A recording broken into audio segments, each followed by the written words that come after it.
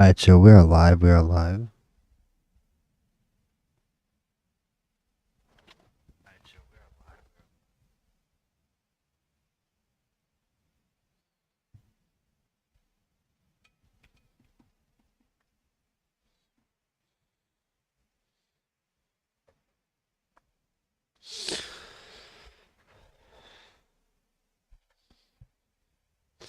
We are doing the end of the season today. East 5 Peterhead is the biggest game of the season. That's probably going to decide the league title, that game right there. I think last time I streamed, we were 6 points clear in the league. Now we're only 2. And we've been at 2 for a couple games.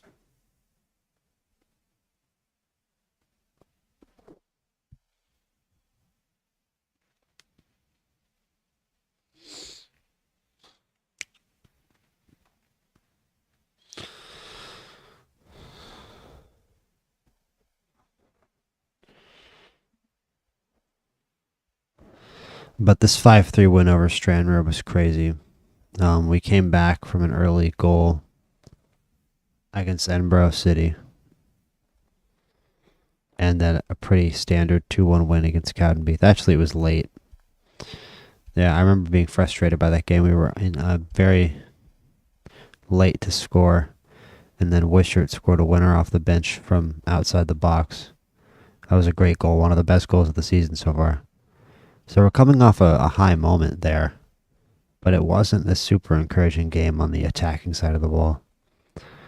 So I'm not super enthused about our ability to score goals, especially over a team like Peterhead that also scores a lot of goals. And I wonder if they're in better goal scoring form. I mean, nobody scores more goals in the league than we do. 76 for 39 against is a very good record. Certainly to be proud of. Let's see what Peterhead has done. I'm trying to look at Peterhead's schedule. There we go. Yeah, they've very good string of results. They just beat East 5-3-0. They beat Cowdenbeath 2-0, Stranraer 2-1. They're doing a really good job keeping the ball out of the net as well. They're scoring at an okay rate, a good rate actually, to be honest with you. But they're definitely doing a great job of keeping the ball out of the net. So let's see. It's going to be a very good game. That Peterhead versus Bonnyrigg. It'll be the highlight of the stream for sure. And I'll definitely have my face cam on for that. Just not yet.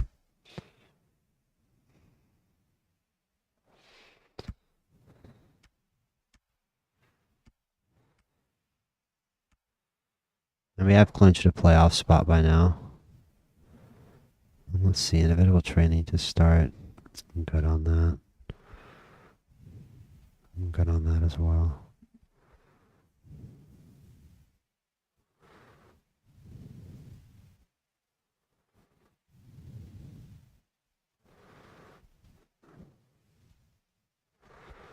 just going to end this meeting.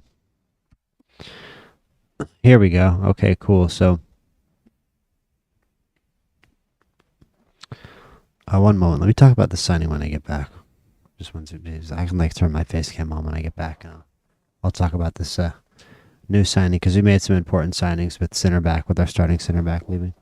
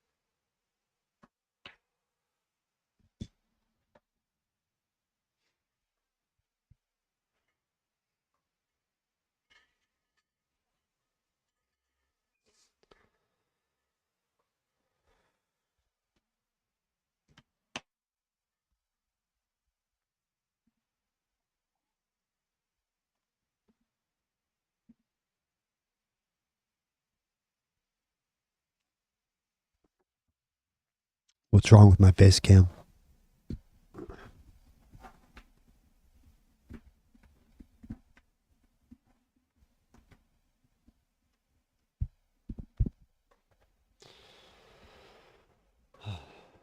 Why would my face cam not work, though? Is my question. It doesn't even seem like it's showing up. I mean, that's lucky for you guys. I'm chopped, but like, I'm like totally chopped, dude. So it's fine. You just see me anyway, but like, you see me on all the other FM streams, so like, you should probably see me on this one too. No, this is just text from the fight stream. It's my Mac capture. Curious.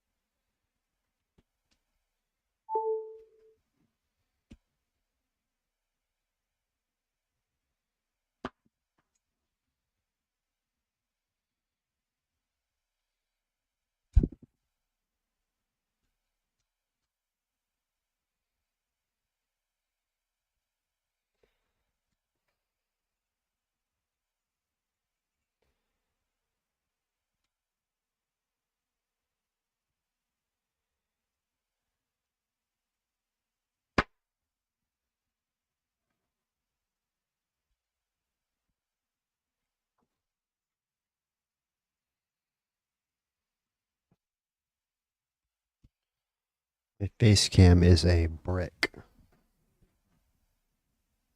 Don't understand why it doesn't work. It's plugged in, it should work.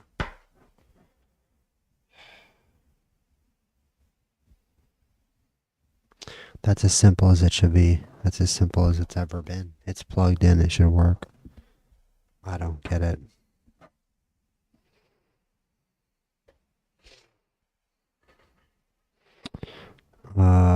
Let me just add a media source. Maybe video capture device. I think it would be I think it might be a video capture device. Device. ProStream webcam. There we go. Hi. Yeah, but it doesn't have my filter on it. My dirty room in the background. Nobody wants to see this. Don't nobody want to see this. Put my settings on it. Hello. While I do this. That doesn't show up. So then what's video capture device? Yo. Yo. Yo. So this is okay. That's better. Alright, cool.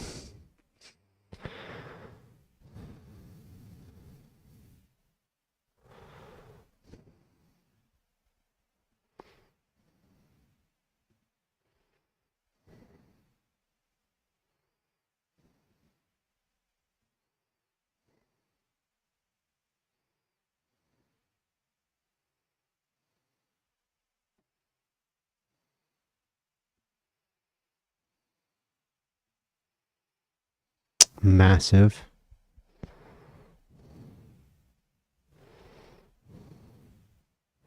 Much better. There's some better light in here, though. Ooh. Bright. Brightness. It's too early for that to be real, but whatever. We do what we have to. We do what we have to for the stream. I'm like, oh, I see now I understand why real adults drink coffee. Yo, oh my goodness. Bro. No, it's too early. Alright. FM. We signed a new center back, yo. One sec.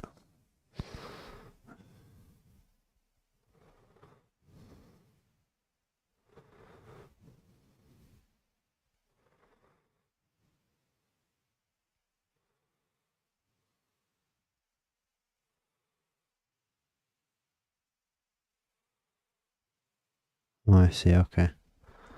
What I need to do is this.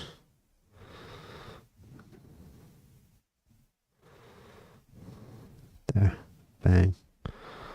Now we're in FM.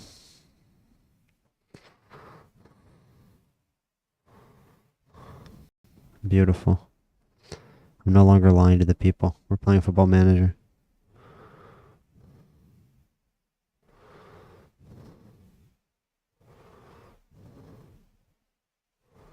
That is a beautiful thing. Okay.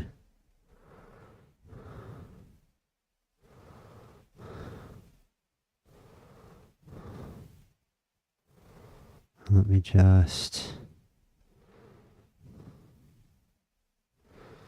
copy link. We'll make another post.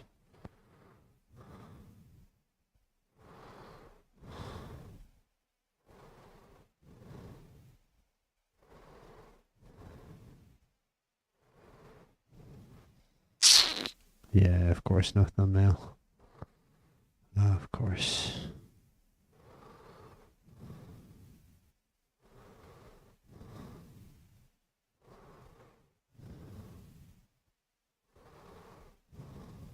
There, oh wait, hold on.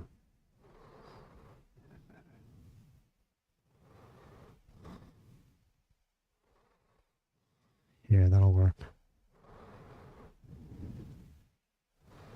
That's even better. Nice.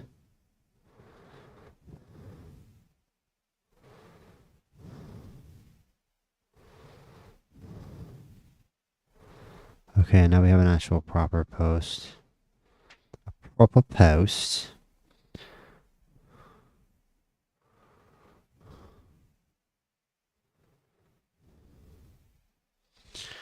So we got a new center back, Josh Grigger, who played for us before I ever streamed this save.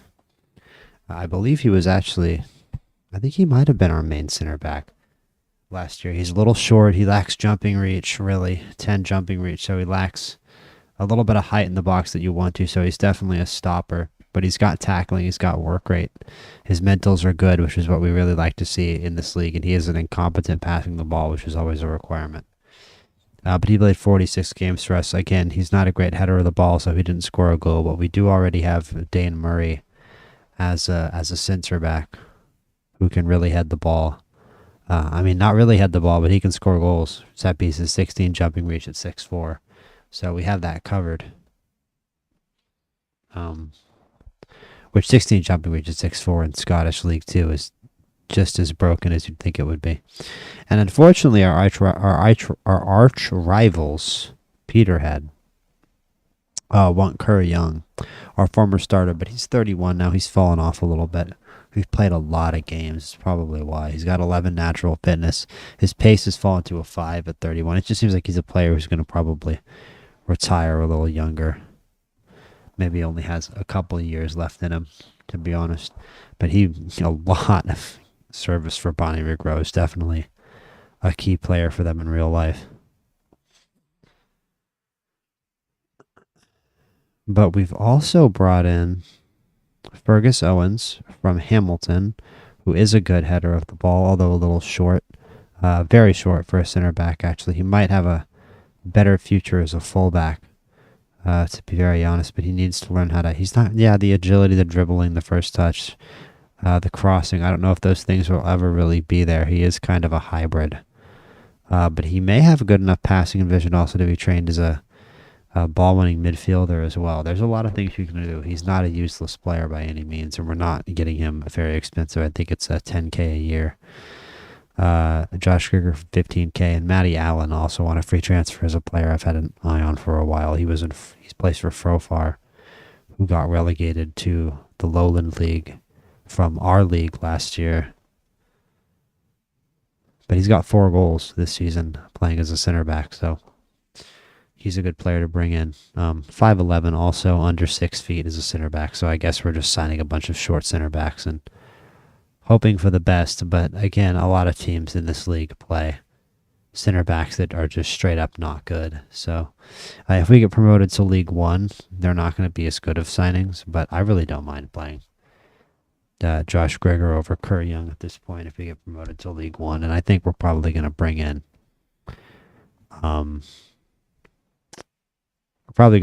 a center back on loan anyway.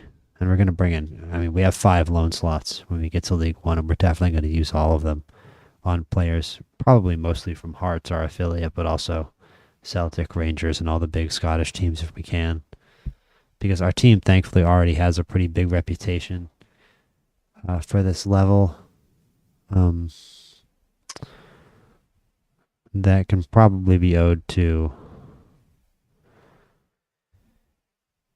1.5 stars isn't great. We aren't even a professional team though, but it's definitely owed to the size of our stadium, the size of our crowds. I think we just have a larger fan base than a lot of teams in this league. East Fife, I was talking the other day about how they're in financial trouble right now because of how crazy their contracts are relative to the rest of the league. They have an over 400K contract expenditure when no one in the rest of the league goes over 300. But that's because they're the only fully professional team in the league, I think. We could go through all the teams, but I'm pretty sure that they're the only one. Yeah, Peterhead semi-pro, Dumbarton even semi-pro. I remember them being in FIFA one time. I definitely played a FIFA game where Dumbarton were it would have had to have been the Premier League, so they've been relegated certainly a few times. Yeah, East Fife professional. It looks like East Fife are the only. There's no way Edinburgh City are professional. Yeah. So yeah, the only professional team in this league is East Fife, and they're in 7th place, which is pretty brutal. Actually, 6th. Yeah, they have not been good this year, and we're playing them right now, so let's go beat them up. And I don't know why we would be on cautious. We've been playing pretty well on cautious, but I think for this game we're just gonna want to honestly kind of play a standard setup here at home. Maybe go on to work the ball into the box when the game starts, but I don't know otherwise. When possession has been won, counter. Maybe we can sit deep. Nah, I don't even feel like that's a good idea. I think we should just play our regular 4-2-4. To be honest, yeah, we should press. This team is built to press a little bit at least, especially against a team like East Fife. I think it'd be a good idea. They might have a couple good midfielders. I think we can also shape our tactics off of what they do.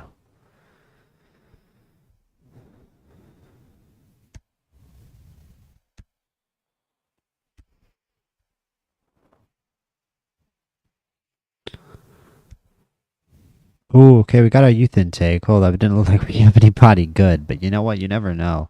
Let me be the judge of that. And we are not going to be able to bring back Ben Brennan. What a player, though. What a player. 6.83. He hasn't quite performed maybe like I would want. I think maybe if we could play him as a complete wingback or something, but the mentals are really, he's 18. It's crazy how good of a player he is for 18, actually. Even for what he's done for us. Did he play in the Premier League? He got one Premiership appearance. I don't even blame them. He's a very good player. And Ruari Ellis is wanted by Inverness and Queen's Park, which, okay, both those teams are in the championship. Thankfully, I'm like, okay, please tell me that we don't have to compete against teams that can sign Ruari Ellis that easy. I have a lot of trouble pronouncing Ruari with my New York ass accent. I feel I don't have a New York accent. I have an American accent, but I do like randomly slide into New York shit sometimes, I feel like, just because that's where I'm from. Okay. Promotion race heads to the wire. With only 4 games of the season remaining, Bonnyrigg, Rose, and Peterhead face a two-way battle for promotion from the Cinch League 2.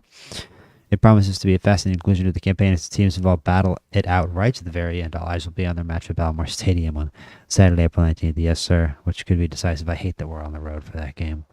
I really don't know that we're going to win that game. We have to take care of business here against East Fife. We have to win. The 15 losses for East Fife. I think we've beat them 3 times this year, at least twice. I don't think we've lost to East Fife. Can we see the matchup between those two? Let's see. East Fife, 2-1 win. 2-1 win. 2-0 win. So we beat them 2-0, 2-0, and 2-1. Look at all the friendlies we played. Okay, man, this season has been long, and we're coming right down to the wire. We've been the best team in the league all season long. We deserve to win the league, but who knows? Who knows which way the cookie will crumble for us?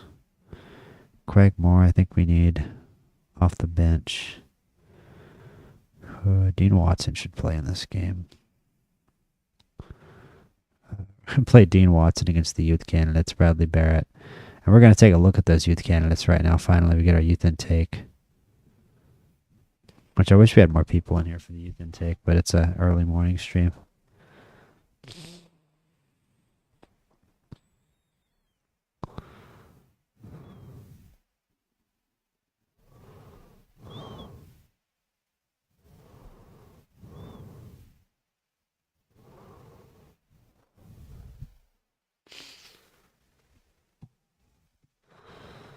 Just one sec, guys.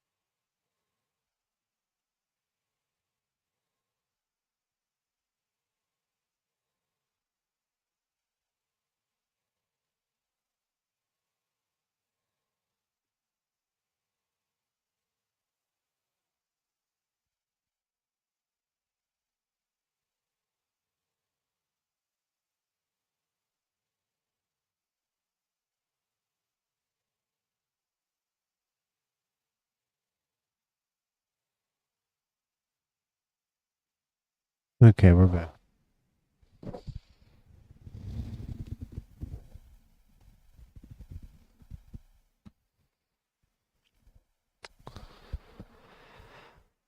Let's take a look at our youth intake here.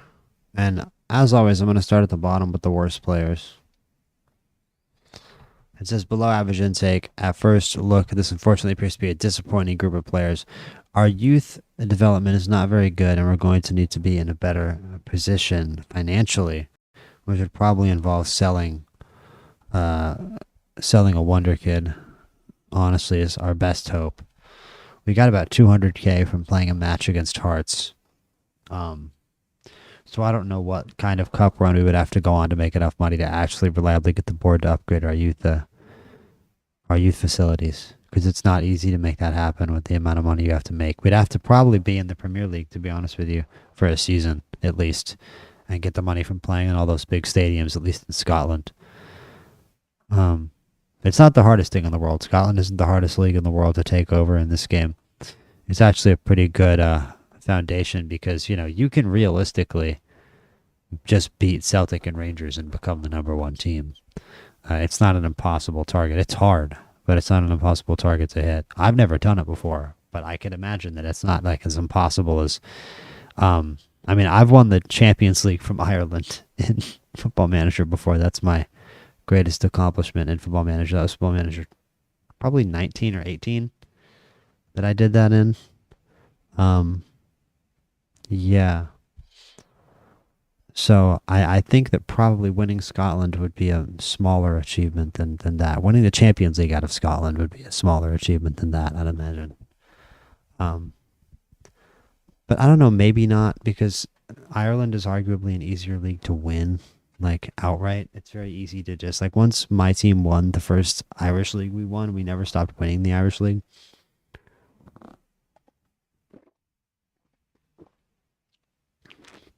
But I don't know, who knows? We're getting way ahead of ourselves imagining us winning like the Scottish League at this point. You're looking at our probably pretty awful youth intake. We have one goalie, we have one right back, 2 midfielders, 2 attacking left wingers, 2 left backs, and 2 strikers. So let's start from the bottom here. Started from the bottom, now we're here. Robbie Stewart. Absolutely not. 5 pace, 5 determination. We're not signing this guy. Unambitious. John Shannon. Okay, 13 determination. He's got an okay physical category. 4 leadership, but that's okay. I think we will actually sign this kid. I'm very liberal with signing some of these youth players, especially if they have high determination and good physicals. Like, that kind of is good enough for me sometimes. Leo Masterson, no. I don't even have to look twice. 11 technical, determination's down at a 3. Physicals are bad. Darren McKenzie, high determination, 9 pace, 10 acceleration. He's a winger. He is a winger. It says he's a defensive winger, but he plays pretty awful defense. 3 passing is probably never going to improve. Dwells on ball. I don't even know what that means. Dwells on ball? Yeah, I'm not really... I don't know. I'll reserve judgment on Darren McKenzie for now. Alan Kelly, only 5 agility, 4 determination. So this is the goalie that we got, and yeah, a lot of times other teams in Scotland will have decent, young players, especially of this level, on like 325 PA, and just available for free, for 0. Like here, we got some players of that description. They don't have very good star ratings, but like I'm actually pretty optimistic about like the talent level on some of them. Like this kid, he was available at Civil Service FC for $0. Yeah, we got him on a free for $0. So you can find, it's kind of like at a certain level that a lot of the teams in Scotland can act as an extension of your youth intake. So there is kind of no such thing as a bad youth intake for us, because we can go through a lot of the other lower level teams in Scotland and get some of their players for free on transfers. This guy is the picture of mid. The perfect picture of mid. Um, yeah, just wholly unremarkable player, unfortunately. Another Rowery. This guy's a little better, to be honest with you. It's still a lot of white and gray numbers, but the 14 balance, the 14 leadership, the 11 free kick taking stand out. He plays all the attacking positions. He might not be a horrible idea to give a shot here. So we'll give Ruari Ewan a contract and guarantee me having to pronounce the name Ruari over and over again. But, this is another kind of player. Well, he'll probably be worth $0 transfer value, and some team can try to swoop in and get him for $0 out of our academy. And this kid, Andy Wood, the technicals are really not there. He has 8 technique, which means that maybe he can grow some of these numbers up to some 5s and some 6s and command a touch of respectability there, technically. The mentals aren't great, but some of them are. The teamwork 16, the work rate 15. And like I said, the determination is good and the physicals are excellent. 6 feet tall, left-footed. Don't mind Andy Wood at all. We will sign him. Enthusiastic winger. Not a bad... pretty honestly, not a bad region. He is honestly a pretty bad region, but hey. Gary Donnelly, also a decent mental category. Not impossible physicals, but the technique isn't there. I'm going to reserve judgment here. I don't know if he'll ever develop marking or passing that will make him a decent player. His off the ball and his positioning are particularly bad. I can't wait to look at these top regions here. Tom Malloy. This kid's alright. Striker, and he's good at all the things a striker needs to be good at. Yeah, he genuinely is. 10 finishing, 10 pace, but he's got determination, room to grow. Tries to play way out of trouble is kind of interesting for a guy that doesn't have good dribbling. It says that Scottish is a second nationality for him. Yeah, he is Irish. He wants to be loaned out. Maybe we can loan him out to some Irish team. It'll be interesting to see. But we'll sign Tom Malloy. Continuing up with the youth intake, Jay Marshall. This kid also has some very good mentals. 11 technique. He's got 7 marking, 7 passing, so he actually is an okay defensive winger. We might want to make this kid a defensive midfielder, and I think I will. I think I'll sign him and train him as a defensive midfielder. I don't hate the 11 aggression either. It's only 6 determination. But you know what? Hey, beggars can't be choosers. We're still at that kind of point here. Scottish League 2. He's not a horrible region. Daniel McIntyre. Don't know about this guy. Fullback. He's kind of got the fullback stats down, though. And I like the 17 aggression, 14 determination. Not the best player in the world, but okay. Sure. Sure, we can do Daniel McIntyre. Patty Nielsen. Crazy mentals. Crazy mental category. Another short center back. We've signed a few short center backs in this stream. 4 strength. Yeah, this guy might turn into a fullback, 5 crossing. But the 18 bravery, 16 determination, 13 leadership, 13 work rate. Why would I not? We're in League 2 of Scotland. Why would we turn our nose up at this player? And we're getting up here towards the top of our youth intake, actually. It's not that many players. And so these are like the best players we have. Okay. All right. No. On that note, no. 6 foot tall target man. So, 14 heading, 6 finishing. Am I actually going to try to justify this? 4 strength target man, huh? Alistair Crawford, 4 pace. Yeah, I'm not signing him. Sorry. 4 pace. 4 pace, 6 finishing. Thanks, youth intake.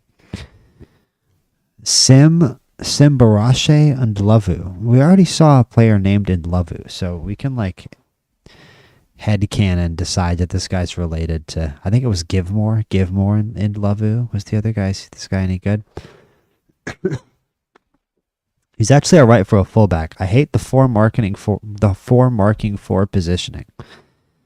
This guy two finishing though. I feel like he'd actually be best as like a. He's right-footed, as like a right winger out here, sort of medium right winger. He's not necessarily an attacking right winger. He's definitely not an attacking player of any kind. I don't even really know that he's a midfielder with the 5 vision. He can be a fullback though. The marking needs to go up, up, up. The like absolute lowest marking I'm willing to accept is an 8, and that's in League 2. I say in League 1 that number probably goes up to a 10. I think most of my defensive players next year are going to have a 10 marking at least. So yeah, in terms of making the first team, I don't know if this guy ever does as a fullback. But we're signing him anyway because he's a talent. He's talented.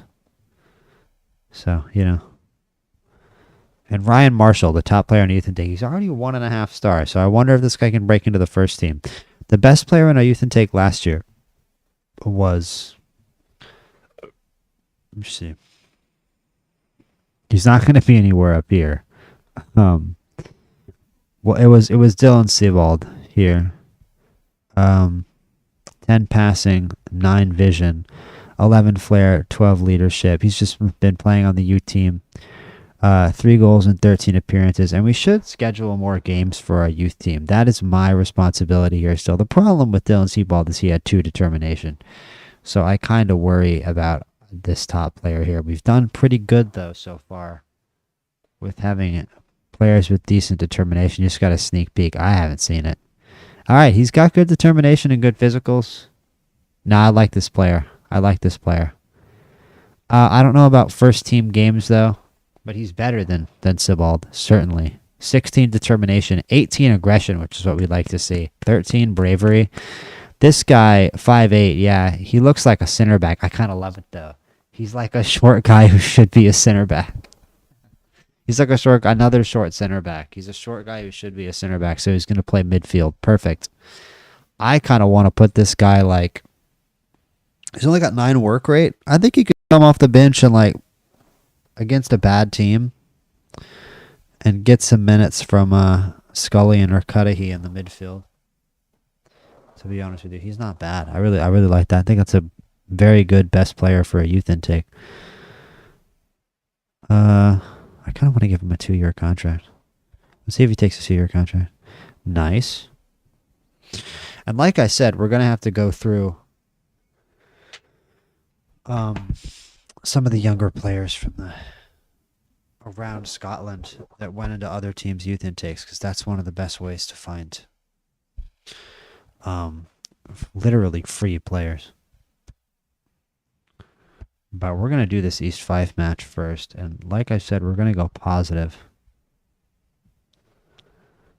Not necessarily attacking. A lot of guys out on loan.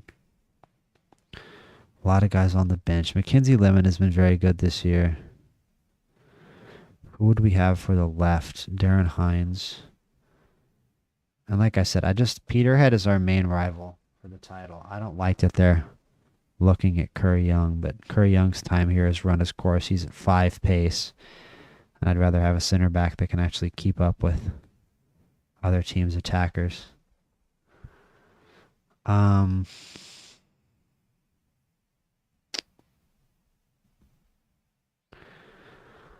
Miller, we haven't signed that young kid yet, so I can't put him on the bench. I'm like, I want to play him already. We have friendlies coming up at the start of next year where we can get a look at him. I need to stop touching the mic. We have friendlies at the start of next year where we can get a look at that player. Angus Mailer, we're fine with. Greg Young, nobody has really played badly. I'd venture to say James Hilton's probably the worst player in the starting lineup, and that's saying something because he's not that bad. He's definitely going to be a backup next year, though. We need a better attacking player out on the right. I like Jay Charleston King a lot. He's on loan at some non-league team in England. He's got 11 goals. He's probably playing as a striker there, though. Dean Watson. We could try Dean Watson. 14 flair. Surprise people. He's already going to play for the under-18s. I don't know. He's not that great. I don't really like him that much. Makarov is just a depth option, like it says. Wishart, he has no technicals, but I kind of like him. He just plays well. He has a goal contribution in every game that he's played. 16. I mean, that's not exactly, but 16 appearances, 6 goals, 10 assists. What more do you want? He's clearly a productive player. We could just, yeah, you know what? We're at home. I'm just gonna play him as an inside forward. Sure. He doesn't run into Scully and just box to box. We're fine. We're training defending. That's good because I don't want to give up goals. Martignac, our old player, is excited about us. That's nice to hear. East 5, 3-1. We're 5-6 to win. Good. Neil Martignac, where does he play now? He plays at Clyde. That makes sense. He's a good player. He's not playing well in League One, though. I want to start him in League One. I don't know about that.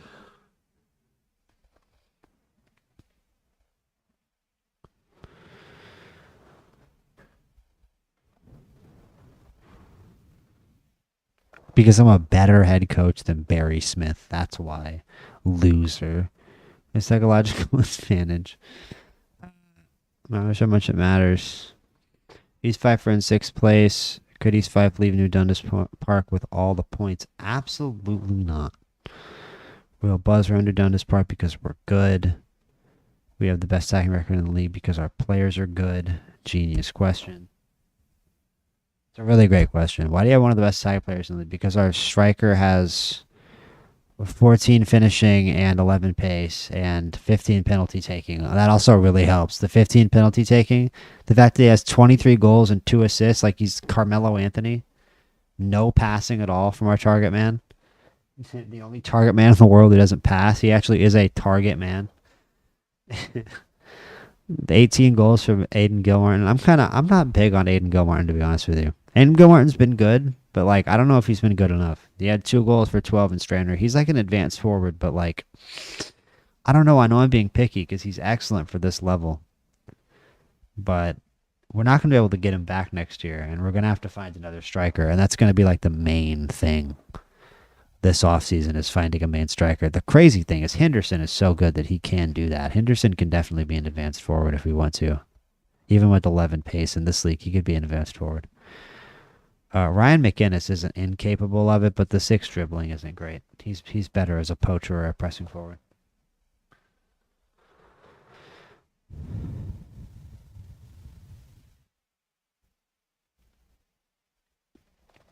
Yeah, I don't really know how many depth striker options we have. I definitely play Wishart at striker. Even with the 7 finishing at this level, I wouldn't care because he's a good player.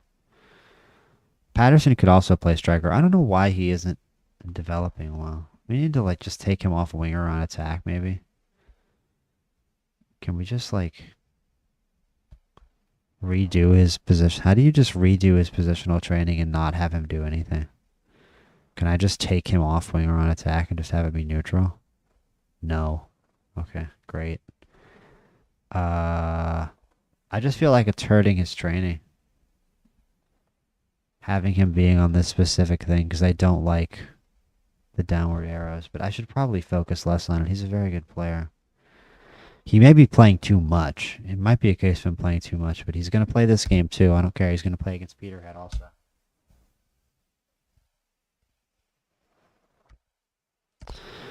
Evaluated the youth candidates.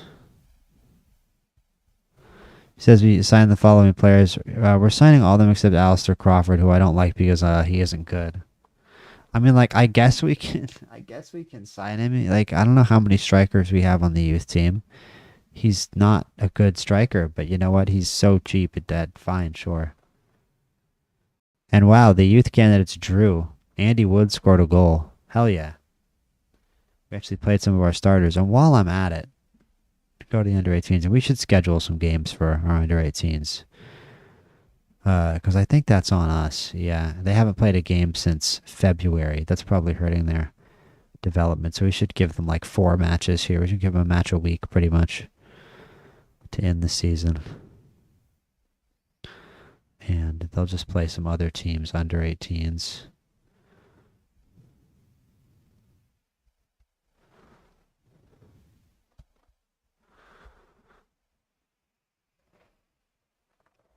I'm kind of just trying to find under 18s. Here we go. Some realistic opposition from the Scottish. Scottish leagues. Royal Select Beauport. Yo, I want to live in Beauport, wherever that is. Sounds like a fictional city from a video game. Isn't Beauport a city in BioShock? They gotta have some pastel buildings in Beauport. You just know they do. I don't even know where that is. It's gotta be France, right? Beauport. I went to France once. All right, small it's Asian teams. I remember one time when the a couple years ago when the Notre Dame caught fire, the Notre Dame. I was watching the news and like, just like something about the state of journalism today. I feel like, or whoever was on CNN was just like, as we watch the Notre Dame burn to the ground, and I was like, it's not burning to the ground. Like one of the things was on fire. Like one of the like steeples was on fire. It was like burned to the ground. Like.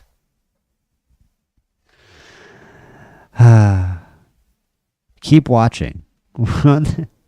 It's like CNN, keep watching. It's like my parents watch MSNBC, and like every single day they'll have like a breaking news in like big red letters. Everything is breaking news all the time. Right? Donald Trump took a shit. Breaking news, big bright red letters on the screen. Don't look away. And I get it. It's like it's mostly just for like older people, like marketing to older people, because that's who watches cable TV and cable news. It's still like, I don't know, the death of journalism. It's still horrible. I don't like what happened to the news? Like you watch the news from back in the day and you're like, man, this is boring, but they're actually talking about what happened. Like it's not like full of keep watching. Like this is a Football Manager screen. It's a stream. I don't have a bunch of red arrows on the stream telling you all to keep watching. Don't stop watching my Football Manager stream. Breaking news. We signed 2 new center backs. Breaking news. Big red letters on the screen. Blair Curry, new backup goalie. Huh. You got 8 command of area. We haven't improved the command of area in net at all. We struggle in that department. We are not good at commanding the area. All right. Let's go command the area poorly against East 5.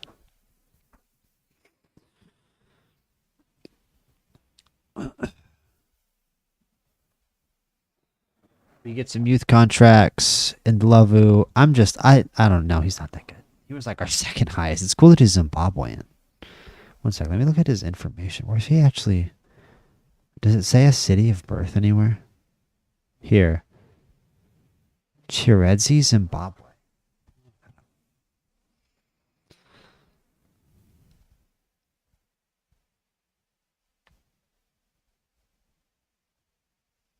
I'm just curious. Chiredzi, Zimbabwe. That's a very small town. It only takes a day. It only takes 25 hours to get there from where I am. Oh, wow. It's got crazy, like, it's got trees like the ones in, Socotra? Socotra? Is that what the island's called? It's like these crazy fat trees they have in some parts of Africa. They look like that. Very bizarre. They look like they're from another planet. But I guess Zimbabwe has them too. I guess Zimbabwe must be on that coast over there by the, Arabian Peninsula, that side of Africa. I tend to forget where specific African countries are. No, it's sort of over by Mozambique and Madagascar. I see. It's north of South Africa. Interesting. So I guess Mozambique must have trees like that too. And Chiredzi, where this region is from, is sort of in the southeast by the border of Mozambique. And it looks very rocky and kind of mountainous, and it looks like it has a lot of cool rock formations as well as those weird trees. Very interesting part of the world. Okay, anyway, I don't know how we got a region from there being up here in Scotland, but that's very interesting. Simbarache and Lavu. Unfortunately, he isn't terribly good. But we like him. We like him. He is a Bonnyrigg Rose player. And where is the best player here of this youth intake? Ryan Kennedy. Who's this dude? He's got really good mentals. I see why. He's on loan at Wick Academy. Cool. I did a whole save with Wick Academy on Football Manager 18. That was the first save I ever did where I was like, oh, like managing in Scotland in this game is sick. Like this is the best country to manage in Football Manager. Where I sort of figured out I like my thing for Scottish saves in this game. I feel like Wick Academy is the northernmost team in Scotland. They're like right up at the tip of Scotland, like a 5-minute drive from the actual northern tip of the United Kingdom, or at least the island of Britain. And I beat Rangers, I think, in the cup. Rangers played like their like U18s against us in the cup in like the first introductory round of the cup, and we beat them 2-1, or on penalties maybe even or something. I just remember it being like a legendary moment, or it was a legendary core Football Manager memory for myself. Everybody has that first Football Manager save, but the two big Football Manager saves I've done in my life that I unfortunately didn't stream or record were Wick Academy, where I made it up to the Premier League and then kind of gave up. And then on Football Manager 22, I did Celtic Dublin, which was the best one I ever did, which was I did a Celtic affiliated club, which is kind of cheating. I get it. I'm giving myself a boost in like a shitty league like Ireland. Okay, fine. But I still won the Champions League, okay? So like I played as a Celtic affiliated club in Dublin and won the Champions League, basically with Celtic loanies in the Irish League, which was fun. But yeah, I did give myself a bit of an edge in that save. And then I did another save with some team in some tiny town in Denmark. This was a couple FMs ago. That's like time I played this much FM. And it was like I did like I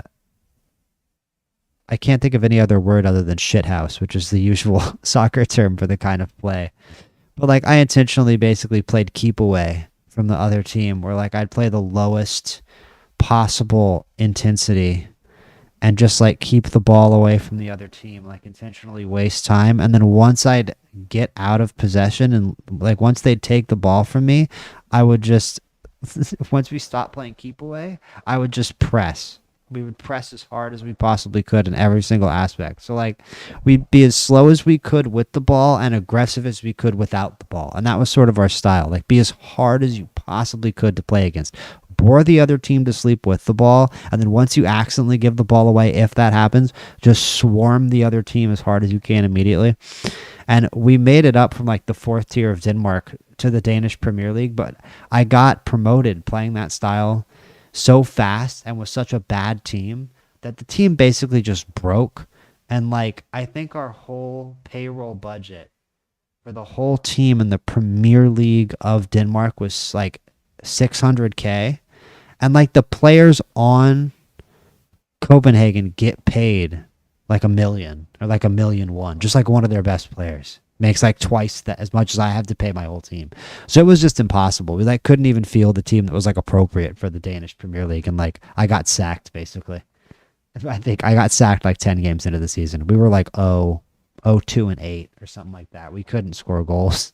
We couldn't even keep the ball. We couldn't do anything because they could actually press us, I think was the problem. We'd never actually been pressed. We were just able to keep the ball away from the other teams in the lower leagues. And then once we got up to the top league of Denmark, we could actually get pressed. And we completely lost our ability to do anything.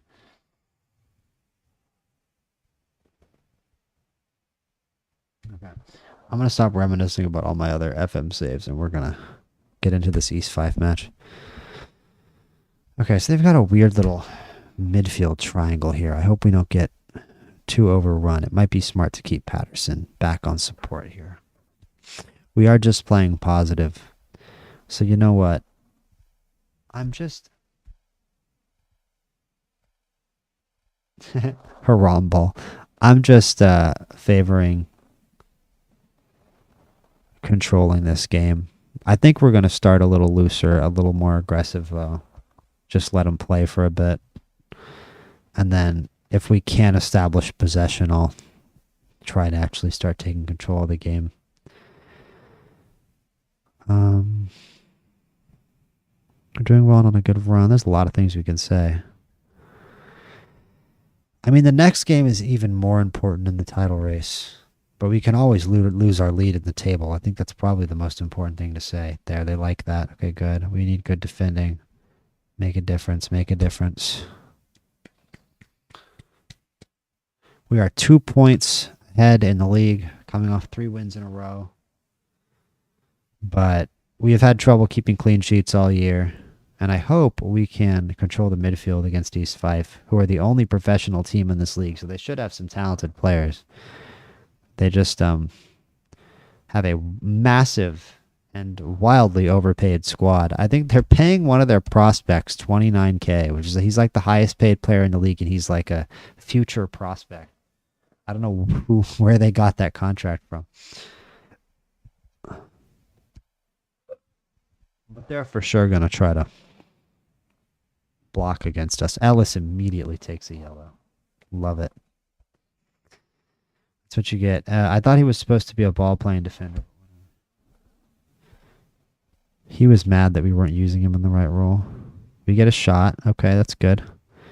We have 57% possession, so I'm not going to do anything brash. I might even go more direct or more attacking. Not much happening here. There's 2 things we can do. I mean, we can do what I said I was going to do, which honestly, I think I'm going to play it safer. I'm just going to work the ball into the box. I feel like we're not that tired. Yeah, I think we can keep pressing. I think we might even do this. If we're going to work the ball out of the box, just let him play the ball up the field. Let them all get involved. Why is Macaulay... I guess Macaulay played in the youth game. That's why he's tired. But I don't like having a tired player on the bench in Macaulay. And let's go positive. They're getting shots and we aren't, but we're working the ball into the box. It's halftime. All right, so this has been a boring game. Nothing's happened. I don't even think there was a highlight in the first half. So let's just say this isn't good enough. Okay, cool. I don't think it's good enough either. Step up, show everybody what you can do. Keep going.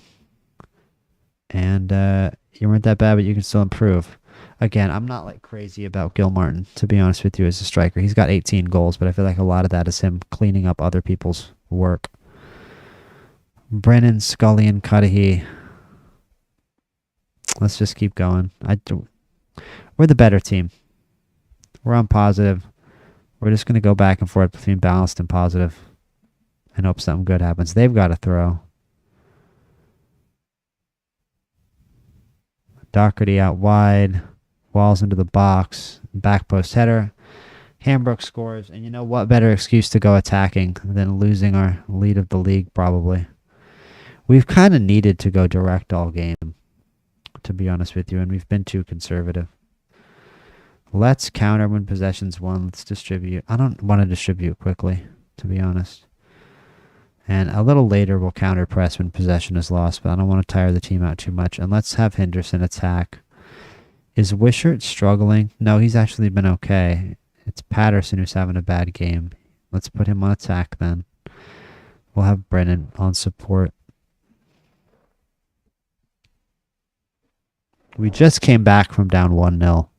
We can definitely erase a deficit. We're capable of it. Now they have another corner. Martin out to retrieve.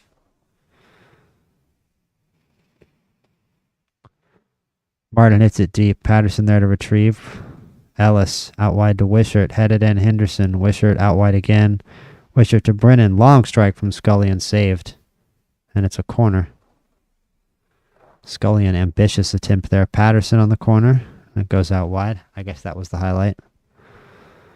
Not the most encouraging thing in the world. We need to make attacking subs. Hilton is kind of the obvious one, but Wishart is the only guy playing well. So I guess Hilton will go for Patterson. We can switch Wishart to the other side. Hilton will just be a winger like he always is. I'm not happy right now. Hines, McGinnis, Henderson, Cudahy is having a particularly bad game, which is not normal. I'm just going to stop it here for now with 2 subs. We're going to demand more.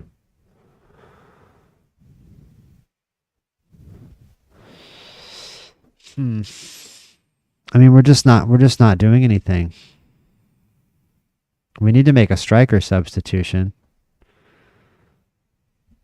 So McGinnis is going to come in, and he's going to be a poacher, and that means that we probably need to be more narrow. Hitting early crosses would be smart. We're kind of built to hit early crosses as a team.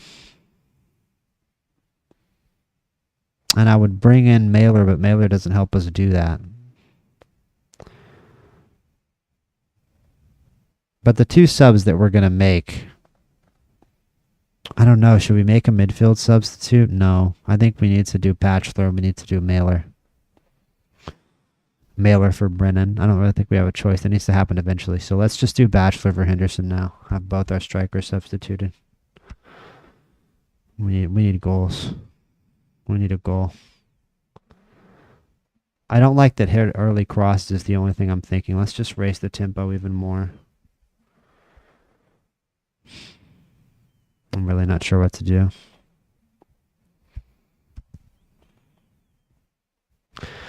We got to check the out-of-town scoreboard. I'm very nervous. Peterhead are winning, so we're off the top of the league. And we're going to be in the playoffs now, after being the best team in the league all year. That's lovely. I don't know. I don't know. Hit early crosses, be even more direct. I don't know what else you want from me. We're doing everything we can. Brennan, attack. You know what?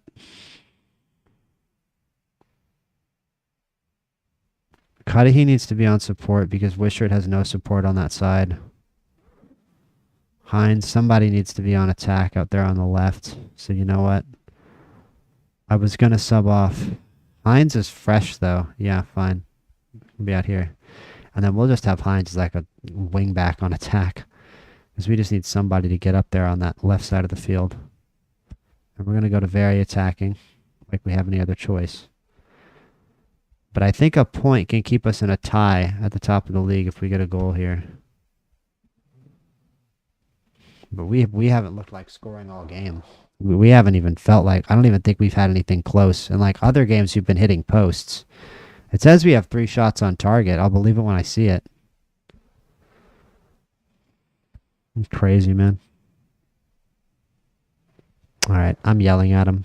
But we've lost our lead in the league. Defense, unacceptable. And I'm just going to say the attacking was brutal. The attacking was really what was bad. And we're still in the lead of the league. Stenhousemuir. Taylor with 90 plus 2. Saves our bacon. Wow, I can't believe that. Okay. Yeah, it's 2 points, so we are still 1 point in the lead of the league. Our lead goes from 2 points to 1 ahead of this game against Peterhead away. And I think we just we went out in this game a little loose and didn't score in that early period where we were attacking a little more and wanted to be a little more aggressive. And then we tried to slow down and control the game, and it just never happened. We did control the game, but we didn't put the ball in the net. It is what it is. But unfortunately, the game also didn't show us any of the chances that we did have. So I don't know how close we ever did actually come. Edinburgh City in relegation news. Yeah, I am a Palace fan. Why? Edinburgh City. I live close to a bar that supports a different team. It's very funny. Elgin City, Cowdenbeath, draw. Kelty Hearts 2-0 over Edinburgh City. Yes, that was an important game in the relegation battle, though. Kelty Hearts probably not going down. It's been Stranraer and Edinburgh City battling for that. And there's a playoff in this in Scotland where you have to play the team in the other league. Like, so, for example, this playoff right here is a playoff to play against the team that finished bottom in League One. So the team that finishes bottom in a league is not guaranteed to be relegated. Basically, if you finish last, that's not guaranteed relegation in Scotland. You go into a playoff against the team that won the playoff from the league below. So right now, if the season ended today, Stenhouse, Dumbarton, and Peterhead would play a playoff in order to play against Annan. Anon, how you say it. I think it's probably Annan Athletic. Yeah, we saw this before. Our backup goalie, Jack Main, is wanted by Edinburgh City. And that would probably be a free transfer. He's not a bad goalie, but we don't want to sign him to an extension either. And while I'm goalie contract extensions, it might be a good time to do this before this big game. Although Patty Martin, he keeps not wanting to enter negotiations. I mean, his contract's running out. So it's going to be really frustrating if some other team comes in for Patty Martin because he's our starting goalie. He's been a staple of this save. Although he has some holes in his game. I think maybe if we went up to like the championship or something, I'd have to replace him. Maybe. He's been really good. I mean, apparently his player value is $0, which is like kind of crazy for how good he's been for us, but whatever. We did slam the team, and Bachelor came off the bench. I don't care that he's goalless. He's a backup target, man. It's not terrible. Frofar, we just signed one of their, these are our new signings. I went over these earlier, but Josh Grigger, there's more people in here now. Josh Grigger, played for us before, was really good for us the first year of the save, 16 appearances, backup center back. We sold him to Inverness, and now we got him back on a free. Matty Allen, Frofar is a team that got relegated from this league last year down to the Lowland League, and they still have some good players like Matty Allen, who we've snatched up, and Finn Robinson, who we've looked at, although only 6 pace, but a talented midfielder. 15 long shot. The 15 long shots makes up for the 6 pace. He's not fast enough to get up towards the box, but he's going to shoot it from 45 yards out into the corner of the net. Zach Paris, also a good goalie. So there's like some decent players on Frofar. But now that they're down in the non-league, their team's probably just going to get picked apart, and that seems to be what's happening. And I am doing my part to contribute to that. These all are regions. Who is Scott Adams? I guess we signed this guy. This guy just looks like a depth winger. He doesn't have great pace. This guy feels like a Dan Wishart replacement. If we can manage to sell Dan Wishart in the offseason, he'd be like a depth wing. Michael Bianco, this guy is just a young attacking forward option. Also not great pace, but I mean, these players both make up for not having great pace with like every other part of their game. And then the rest of these guys are just some shitty regions, honestly. We got one good region this year. Really, honestly, our first good region of the whole save. You weren't able to get the win today, but is there at least some consolation in the fact that Peterhead also failed to collect one? Absolutely. Thank goodness. That 92nd minute goal from Stenhouse saved us. We don't have to win that game tomorrow. We can draw that game. Not tomorrow, but when our next game. We can draw that game now. We couldn't afford to draw that game if they won. We would have had to have won that match. And I think we've beaten Peterhead this year. We match up okay against Peterhead. I'll talk about that in a minute. I learned a lot. How good was Jack Ruddy? I don't care. I didn't pay it. He was all right, bro. I didn't pay attention. They can come get Maine from us, but I would like it if they gave us some kind of actual total, like some money. I would like it to not be on a totally free transfer, but it probably will be. They'll probably just come in like, "Do you want them on a free?" Marshall Wood, who is the best player? Who was the good player? Youth candidates. It was Ryan. Was it Ryan Marshall? It was Ryan Marshall. Ryan Marshall is the good one. Ryan Marshall is going to move to the senior squad already. He's obviously available for the under-18s always. But his mentals and physicals are already good enough for him to train with the senior squad, in my opinion. And once he's already got 1.5 star, once next year starts, he's going to play some friendlies for us, whether we get promoted or not, which I can't believe I'm saying. We've played so well this season, we deserve to get promoted. We're the best team in the league, but hey, it's still possible that we could get knocked out in the playoffs. Are they like, really? Or, I mean, yeah, we could lose in the playoffs. We could lose. I'm not going to say that because Dumbarton probably can't beat us, but Stenhousemuir have some good new signings and some good players, and then we probably won't lose to Annan Athletic, dude. Early in the season we looked unstoppable though. Early in the season we've lost to East Fife. We just lost to. That was a tough game. Stenhousemuir, that Edinburgh City loss was terrible, but earlier in the season we were just unstoppable. We didn't lose at all, other than to Hearts. I mean, look at this. We lose to Hearts in the cup, and that's it. until like the middle of November. And then it was Aloha and Falkirk, who were both above us in the league. And then finally we lose to Peterhead, who were also above us in the league. And then Elgin City is really the first bad loss of the whole year.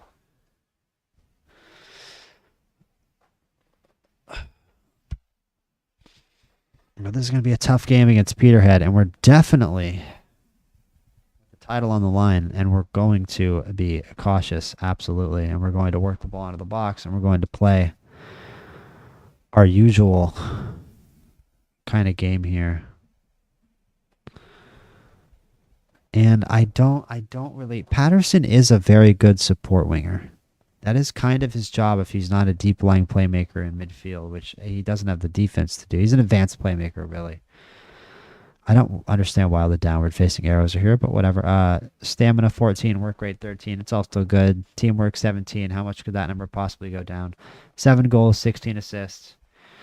We're going to use him out on the left wing, but the attack didn't work last game with these roles, so I definitely want to change it. And we do have a wing play tactic here, essentially, so we do want to have 2 wingers. And to be honest, I think just at the start we are going to have Patterson on attack and Brennan will be on support because I just don't want to give up goals. And I am tempted to just go standard. I think I'll go standard as long as we're here. And then if we need to go a little more aggressive, we can go high press and we can turn off, work the ball into the box. We're at too low of a level, I feel like, to reliably care too much about counter press. I think we need to leave these out. And let's just double check Patty Martin's distribution. His passing isn't good. His throwing isn't good. His kicking's okay. We're just not gonna put any instruction. Just no instruction. He might give the ball away cheaply. It is the non-league. This is essentially non-league football still at this level, although these are 2 very, very good teams for this level. We might honestly not be as good of a team as Peterhead, to be honest with you. We might not be as good of a team.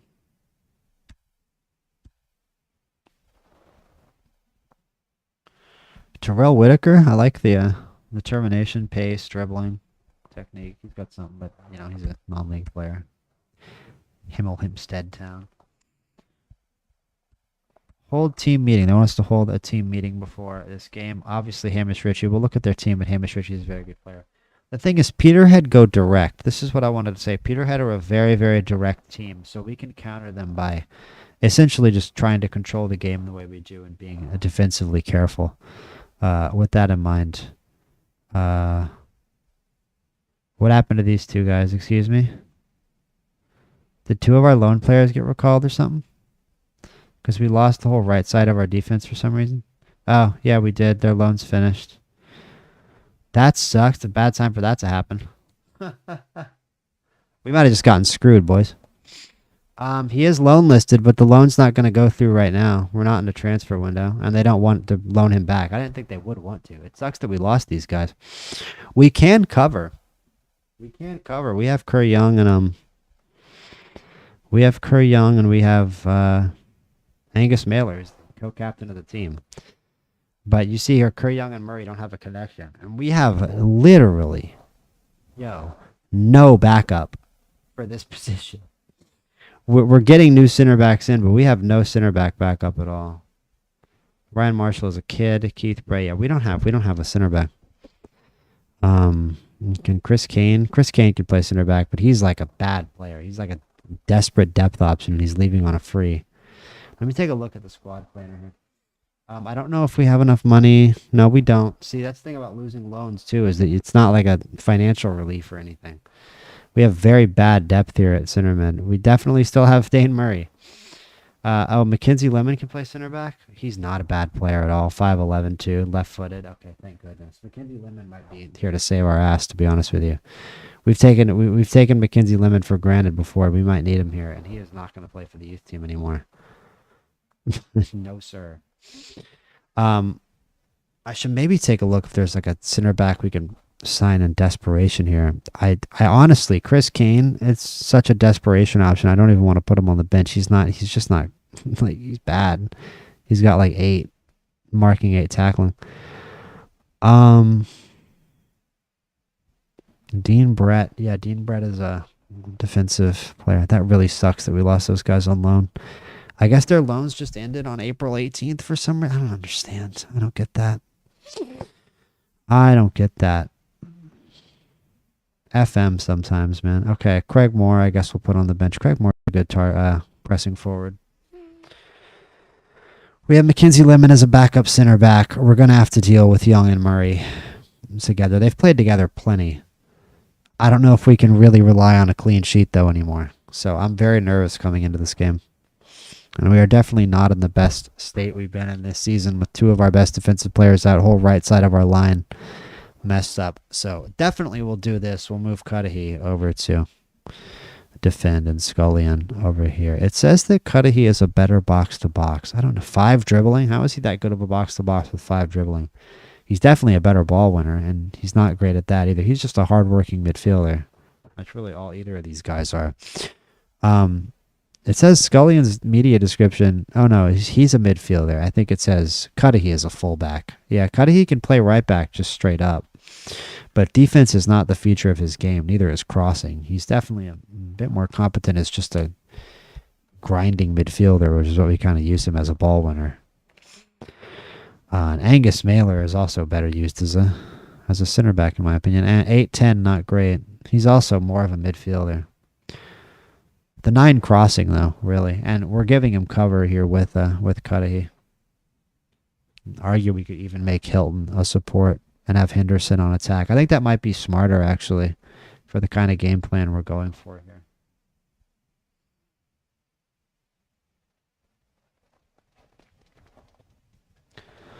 Let me see him talking real quick.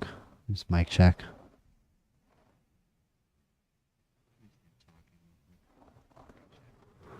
How loud am I? Okay.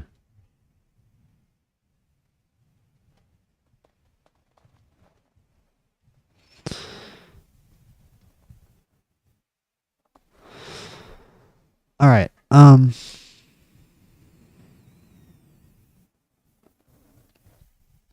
So the left side of the line is good. Why is Dane Murray unhappy? Oh, yeah, the whole goalkeeping, the whole depth in the goalkeeping department bullshit. Yeah, okay, right. Okay, we're going to get going into this game here, but, like, we've been blindsided by that, losing our loan players. I think it would be a good idea to hold the team meeting to give the players some words of encouragement ahead of our next match, as it is crucial to our ongoing title battle. I think we get the best reaction if we ease the pressure on the players and tell them they're not expected to win. I don't think I'm going to do that. I think I'm going to tell them to go win the game and not lose. It's a Peterhead. And big match for the title, and winning it would do our chances the world of good. I don't know if that's proper English, but we're intent on winning this title, and a win in our next match would be a huge help. Make sure we're victorious, rooting for them at the right time. That's not true. We just lost to East 5.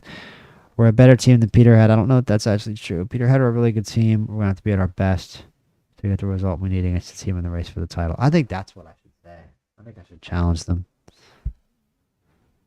Dean Brett and Ryan Marshall are her. I mean, Ryan Marshall is 15 years old. That's what I wanted to hear. This time of year, we need to stand up and be candidates on us to get the job done. That's what I wanted to hear. Nice. Okay, cool. And, yeah, we get some actual boosts to our morale there, too. Pre-match press conference.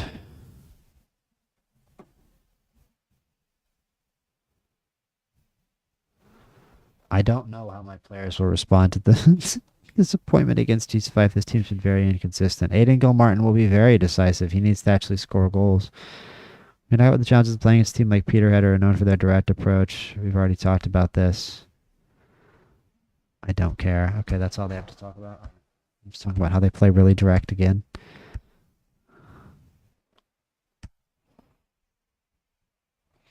And I will praise Aiden Gilmartin for his training. That's a smart idea right before a huge match like this. Praising our striker. 1 point lead in the table. It can be 4 if we win. We're on the road at Peterhead. Have we played Peterhead before?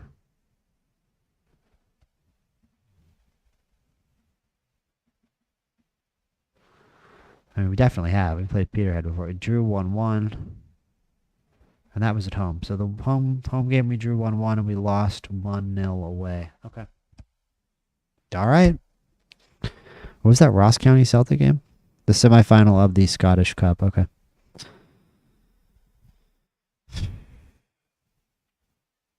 I'm very nervous about the right side of this defense in this game. I'm very nervous about the right side of the defense in this game. I would praise Curry Young for being the captain and try to give a boost coming into the game. But what we can do is we can praise Mailer for being the vice captain there. And I believe Cudahy is the captain of the team. He's a team leader. And we can praise him as the captain. And we're going to save the game, and we're going to do this. And our season is on the line here. I don't like to see our two center backs unhappy. But we've got them some cover. And you know what? We might even just fall back here immediately. Scullion isn't a natural defensive midfielder, but we've never cared about that before. Let me see what the familiarity is. It's not great. I think we're better off playing like this. And... oh no, let's do that. Maybe not a low block, but yeah, we need to be a little tighter in our formation here to start the game at least. And Martin, Henderson, and Patterson are going to be the attacking players. Let's go. I am not terribly optimistic about this game. Mainly because of our center backs. I'm not super ambitious. I'm not super optimistic, rather, that we're going to keep a clean sheet. I have faith in you. I have faith in you. I have faith in you. We are doing extended highlights for this game. Peterhead has an excellent team. Peterhead has an excellent team for this league. So I don't even know if we have a better team than them. Mackey, excellent striker. Yeah, that's probably a better striker than we have. To be honest, Hamish Ritchie, a very good player as well. We've had problems with him before. Thompson. You know, we have Curry Young out there. I'm not going to tell them to tightly mark anybody because our center back has 5 pace, and we would do well to remember that.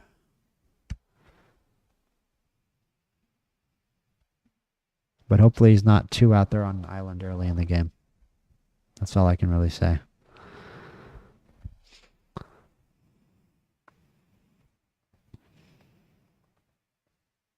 See a lot of blue shirts out there. They're getting down there and admiring their defensive duties. But Henderson slots it away, and it's a 1-0 lead for the Rose in the 9th minute. That was very, very easy. Hilton they're not pressing us that hard. Hilton just running right down the wing. Cuts inside very impressively there for a winger. It took him all the way to the touchline. Henderson just slots it in easily. 1-0 Bonnyrigg. This could have started a lot worse. We have a nice foundation here to start the game. And we give up a lot of goals from deep throw-ins here. And we just gave up another goal from a deep throw-in. 1-1. So our early lead evaporates before I can even praise the team. And right back to a new highlight. Hamish Ritchie, no surprise. And we are in a football match now. 1-1 in the pouring rain here in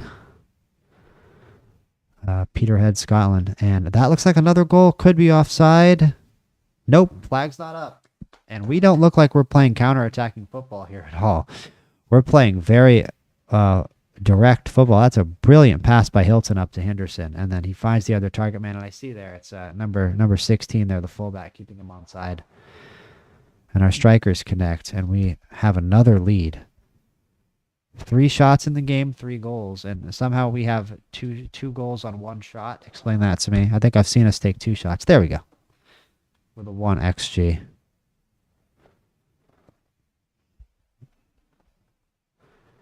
We praise our players. Ball's lobbed up back to us, Young. To Murray, to Peterson. More nice direct play from us, but it's Hamish Ritchie. Nice slide tackle there. Martin to retrieve. Murray, Cudahy, Scullion. It's bouncing the ball around the back. Can we keep possession here? No. McCarthy takes it away. Lazy giveaway in the midfield by Scullion, but another lazy giveaway and another lazy giveaway. Welcome to the 4th tier of Scottish football. Playing hot potato with the ball. McCarthy, Crane, Smith with a crazy turn and burn shot from 25 yards out. My goodness. It's another example of players being able to score that kind of long shot on Paddy Martin, unfortunately. He got a piece of it. Just not enough. And it's 2-2. This is a crazy game. It's almost like the league is on the line here or something. It's almost like the league title is on the line. But you know what? A draw does it for us. I just don't feel like that we're done scoring in this game. Peterson, Murray, long up to Gil Martin. I feel like they're just attacking so much that putting it on counter is almost like attacking for us. They're really coming at us. I think they're really trying to get numbers forward. But it's a 2-2 draw right now with some crazy goals. Peterson turns, fires. In for a corner kick. Peterson's looked very good in this game to his credit. Patterson, rather, sorry. But again, a draw keeps us on top of the table. We're going to demand more. We've been uncautious the entire game, and I honestly have no temptation to leave cautious at all. And I don't really want to change anything about how we're playing either. We can maybe put Hilton on attack. Thompson, Smith, hard shot, cleared out. Gilmartin, and can we break Hilton? No. The play stopped. Hilton didn't really have the gas. Cudahy. This doesn't feel like this is going to lead to anything to me.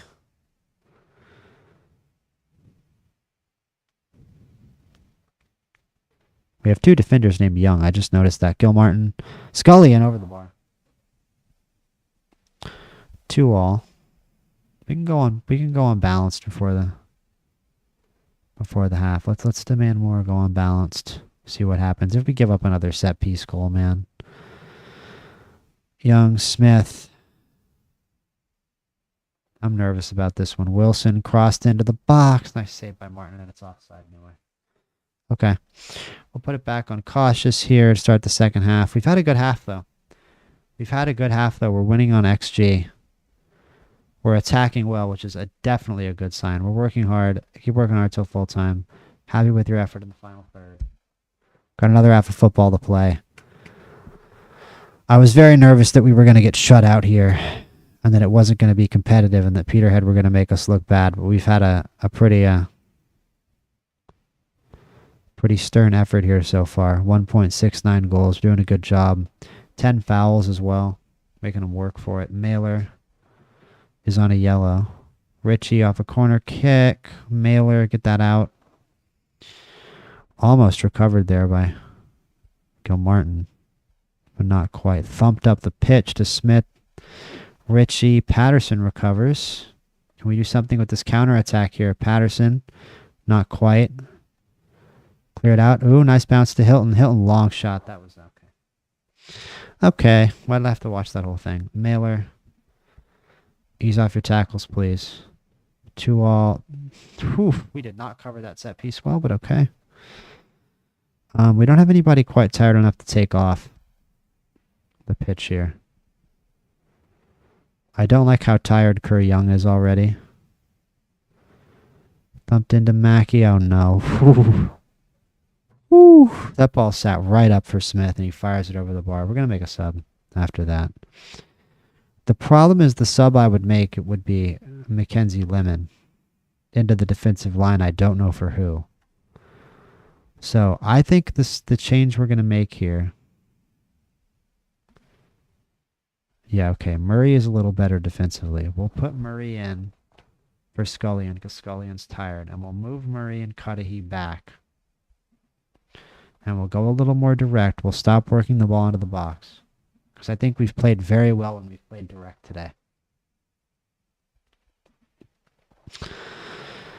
Is there another change that we can make?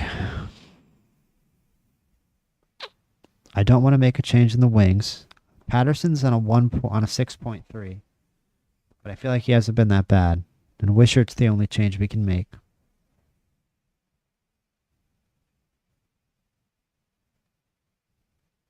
I'm doing Hines for Young. I'm sorry. I just want somebody fresh on the wing. I know that I know that Young is playing a good game. It's a shame, but it is what it is. He's a lone player anyway. Demand more. Ooh, I'm nervous, man. We need to knock up a goal here, but we need to not be too defensive as well. I don't like this, though. They're kind of set up here. Goldie, nice save by Martin. Just clinging on to the lead of the league here.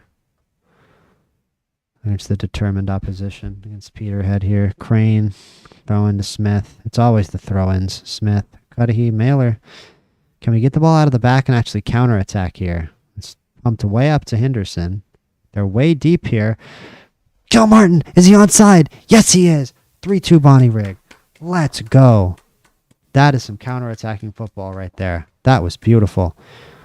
We forced him way deep here. It's like hockey. We got it in deep.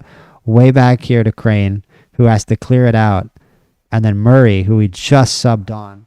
The hardworking midfielder.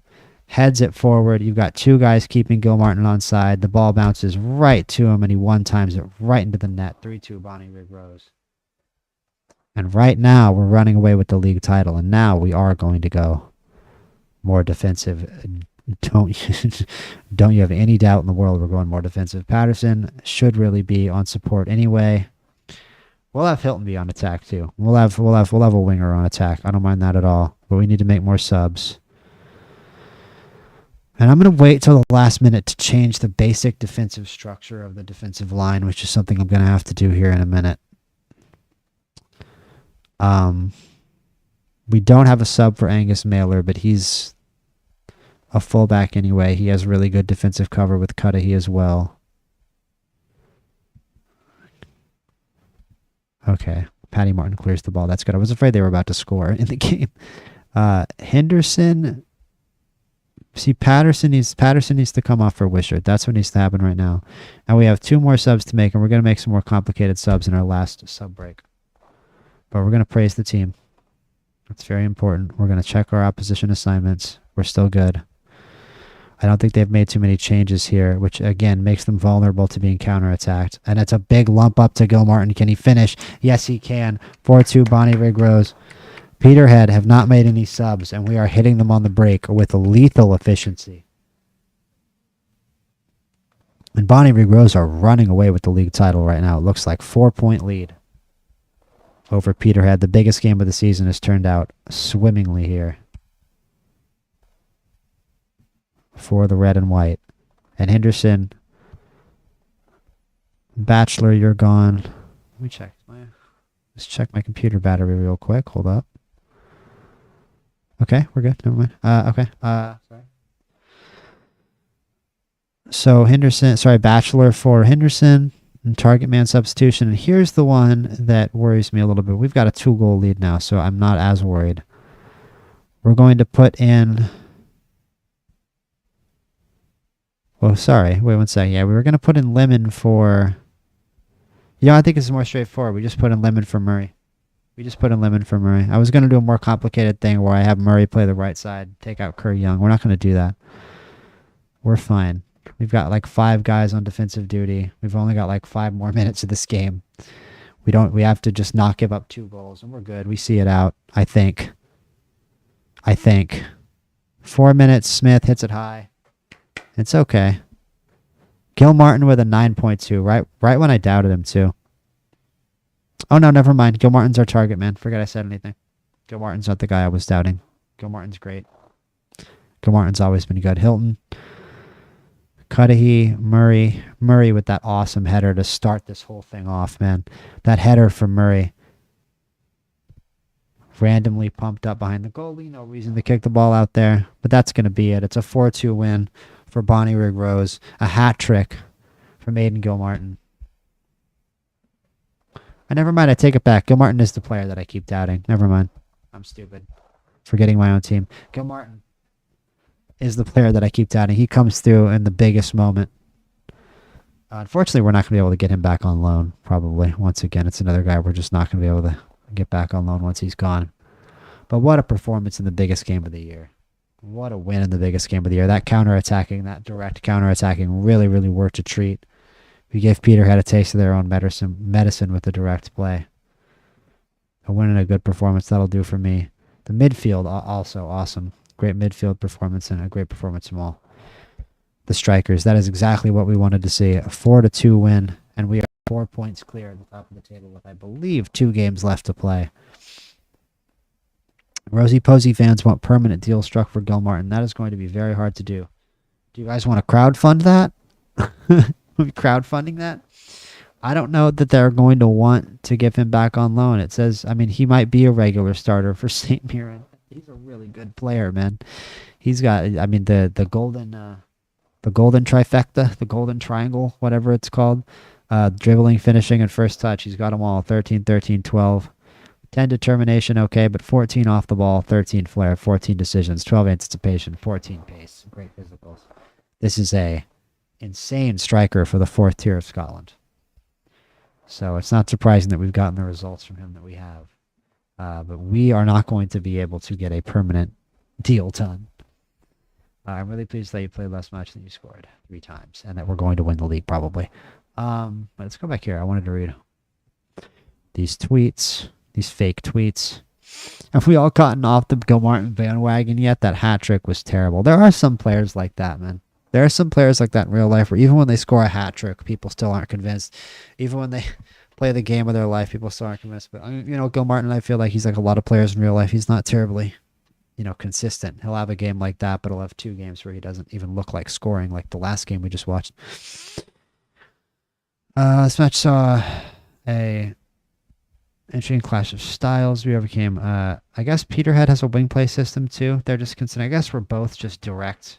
I mean, we tried to play a direct counterattack and they kind of tried to play a wing play. Okay, anyway. Celtic beat Ross County there in the Scottish Cup semis. Let's look at the Scottish Cup schedule. No. Actual matches. Hibs and Kilmarnock. That's an interesting semi. Hibs versus Kilmarnock. Stenhousemuir get a playoff spot as well with their new signings. All those new signings Stenhousemuir have had. Stenhousemuir are kind of my the team that I'm following the most in this league this year. I feel like just with some of the signings. Not this guy. This guy's insane. This striker they have on loan from Queen's Park. And then Bronski is like, is this guy going to be on like the World Wonder Kid list? That's how good this kid looks for this league. Definitely not, but like he's really not bad for this league. He's going to go places. 16. He's like a brand new region. It's crazy. That's definitely a guy that I'm going to be looking to get it on loan if and when we get promoted. Positive result today. He was definitely affected by my criticism. Ryan Strachan is a thin-skinned baby. I'll tell you with Aidan Martin's hat trick. Blair Henderson was also amazing.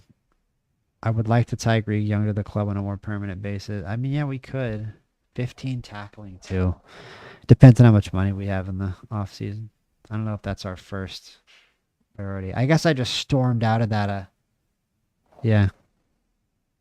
I guess I just stormed out. Okay, yeah, it says Cunningham blows top. I guess I just stormed out of that press conference there. Biggest game of the season, win it, storm out of the press conference. Hell yeah, leave everyone confused. Did the squad morale collapse after that? No, we're all fine. We're good. Baylor and Hilton have this tied on the right side, which is good. We have very minimal cover in defense now, though. We have very minimal defensive cover.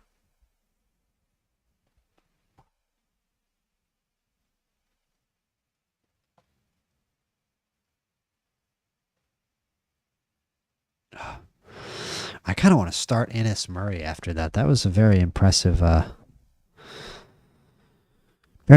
play by him, but he's a very good player, actually. I mean, he's an underrated player for this league, for this level. He hasn't made a start yet, so it might be smart. But let's look at who we have here left in these 2 games of the season. We have Stenhousemuir, who can absolutely take points off of us.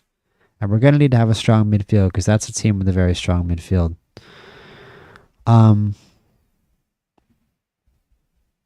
I think we can. I think against Elgin City, we can take that risk of having the other sided center backs, having two left-footed center backs on the pitch at the same time, because I think we're going to have to swallow that pill at some point. We could, I don't know. I don't think we have to. Let's see who we have on the youth team. I don't even, like, seriously, we're in Scotland. We might have a pretty good center back on our youth team that I'm not even thinking about. Gardner does not fit that description. Jackson Ennis, has he gotten better? He hasn't gotten better enough for me to be like, yeah, let's play him as a center back in a game where we could win or lose the title. So to answer the question, no, we might have a decent, Keith Bray is a very talented center defensive mid. He could maybe be taught to play center back. I could maybe just throw Keith Bray at center. 14 tackling, 5'11", 13 teamwork. I could just throw this guy at center back and be like, you're not stupid. Your mentals aren't bad. Figure it out. Keith Bray, really not a bad player. Daniel Hunter. This guy's good too. I've just wanted to put him out on loan for a while. Can we give him a new contract? Yeah, for even cheaper. Cool. Ryan Marshall. This guy's a new regen. Yeah, so let's just real quick look in the short list here. Matty Allen. Obviously, we're going to transfer in. He's going to be a backup center back in the future. We don't have any money, so I'm not sure what I'm really looking for here, but hopefully there's some kind of expired center back who wants to play for us. Not going to be in our elite short list, but maybe in this short list. Expired center back. Transfer interest, Harley Ewan. I like the passing. I like the first touch. I like the passing. I like the heading. The problem is could it be an immediate transfer? It's a free breakthrough prospect. Part-time. No, they need 16K compensation, so we're not going to do that. All right, let's just do players in scouting range transfer. Doubtful. Expired center back.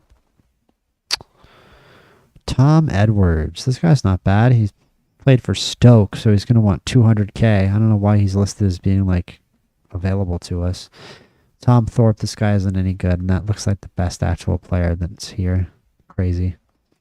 So no, there's like no center backs available at all. Kevin Keane? No, it's a horrible player.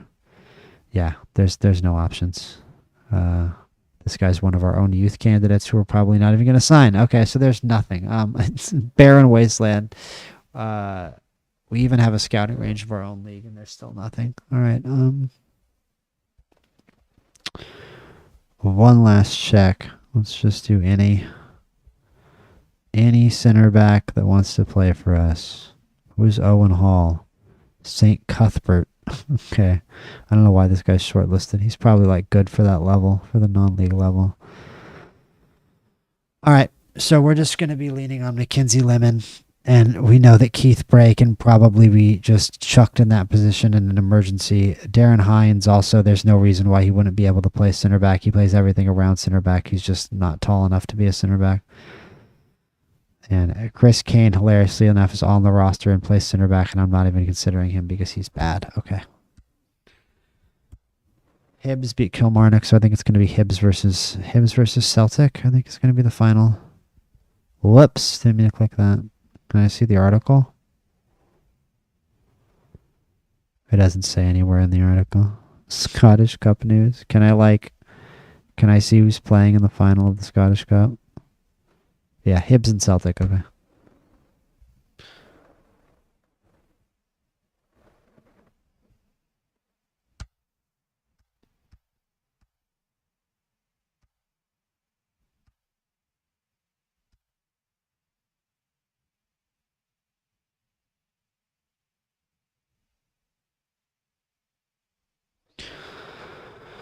Charlie Kirkwood has decided he is to retire from hands-on roles in soccer and only pursue part-time roles going forward. Kirkwood is currently Bonnyrigg Rose's chairperson, a post he has held since July of 2010. So he's going to be our chairperson is now a part-time chairperson. Oh, okay, I see. So there's just going to be a takeover. For possible takeover. As PFL Trust Trophy quarterfinalists, wow. Bonnyrigg Rose could be about to change hands according to a fan group A fans group who want to take control of their club. Okay, I see. So we're just gonna be a fan owned club. Got it. Interesting. That might be a good thing, to be honest. Being a fan owned club, we're in Edinburgh. Bonnyrigg Rose is in Edinburgh, so it's not a small.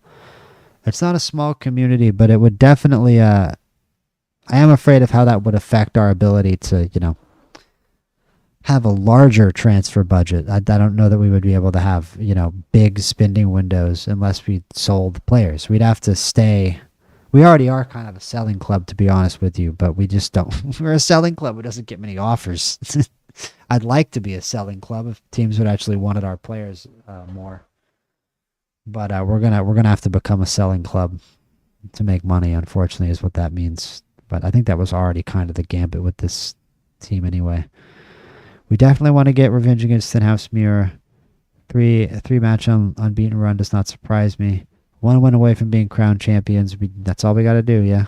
Come to think about it, 4-point lead, 2 games left. We just have to win the game. Stenhouse Muir next up. Always keen to attack. He scored 4 goals against us because our defense is terrible. As John Joseph Delvin continues to do over, our defense isn't terrible. It's just like, now it is. Now it might be. As John Joseph Delvin continues to do over Drum Chapel, what do you think of his pathway looks like? Let's take a look at this kid. He's left back. No, he's not that good. If we get promoted to League One, he's not that good. Or he'll never be good enough to play in League One, to be honest with you. I'm not going to carry it away. No, the biggest match of the season was the last match, not this one. I'll be glad when it's over. I'll be glad when it's over. What a weird thing to say. Another team meeting? I mean, yeah, we can win the title in this match. We can win the title right here. We just need one more win to become champions. Go finish the job. What? What? I think you're wrong. I think we were expected to win the title. These guys are idiots. I know we're always not going to agree. You bunch of weirdos. Go win the game anyway. I made my whole team angry, telling them to go win the title. What a bunch of weirdos. Really? Really? Come on. Go beat Stenhouse Muir. Are you all serious? Yeah, all right. So this is a good team. We could definitely lose this game. So, again, we have to deal with ridiculousness. Peterhead playing Elgin City is also not good. So hopefully they don't gain 3 points on us here. Everyone's expecting us to beat Stenhouse Muir. Their striker, Matty Yates, is injured. He's not really that great of a player anyway, but Hugh Crones is a very dangerous wonder kid. O'Reilly out on the wing. Anderson, pretty slow. We should just mark him tight. He's kind of a fullback. Bronski, another wonder kid they have. He's dangerous. Ross Taylor, not really that great of a player out on the wings. Like, it's kind of a mix of like mid Scottish League players and a couple crazy wonder kids they've managed to get. Stenhouse Muir, an interesting team. It'll be interesting to see them in the playoffs. 1 sec, guys. Sorry.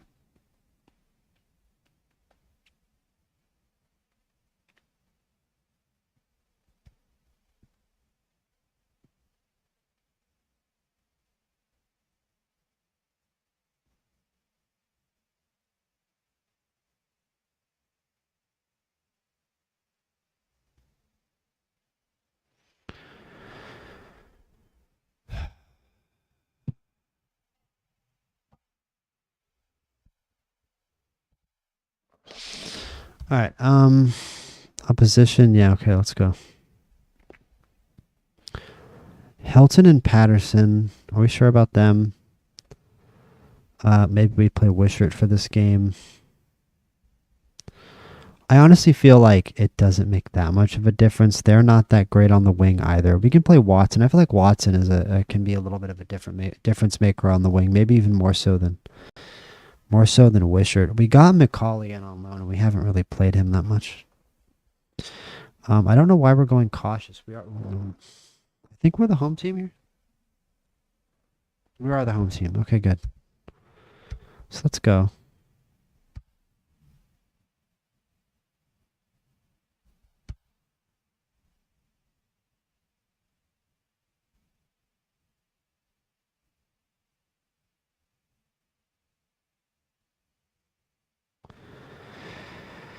Yeah, let's do revenge. This is our chance to exact revenge on Stenhousemuir. I want a strong defense.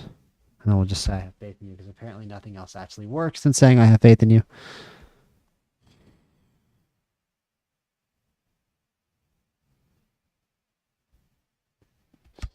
Let's go back to key highlights for this game. This is not as big or important of a match.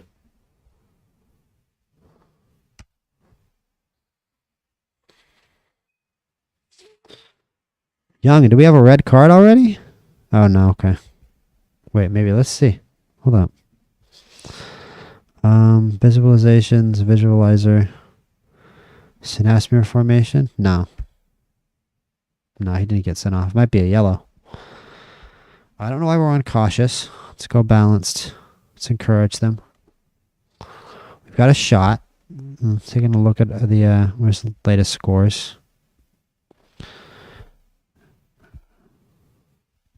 Bicycle kick attempt there by Stenhousemuir over the bar. Crazy. First bicycle kick attempt I've seen in this save so far. I've only scored one bicycle kick ever on Football Manager in my Irish save.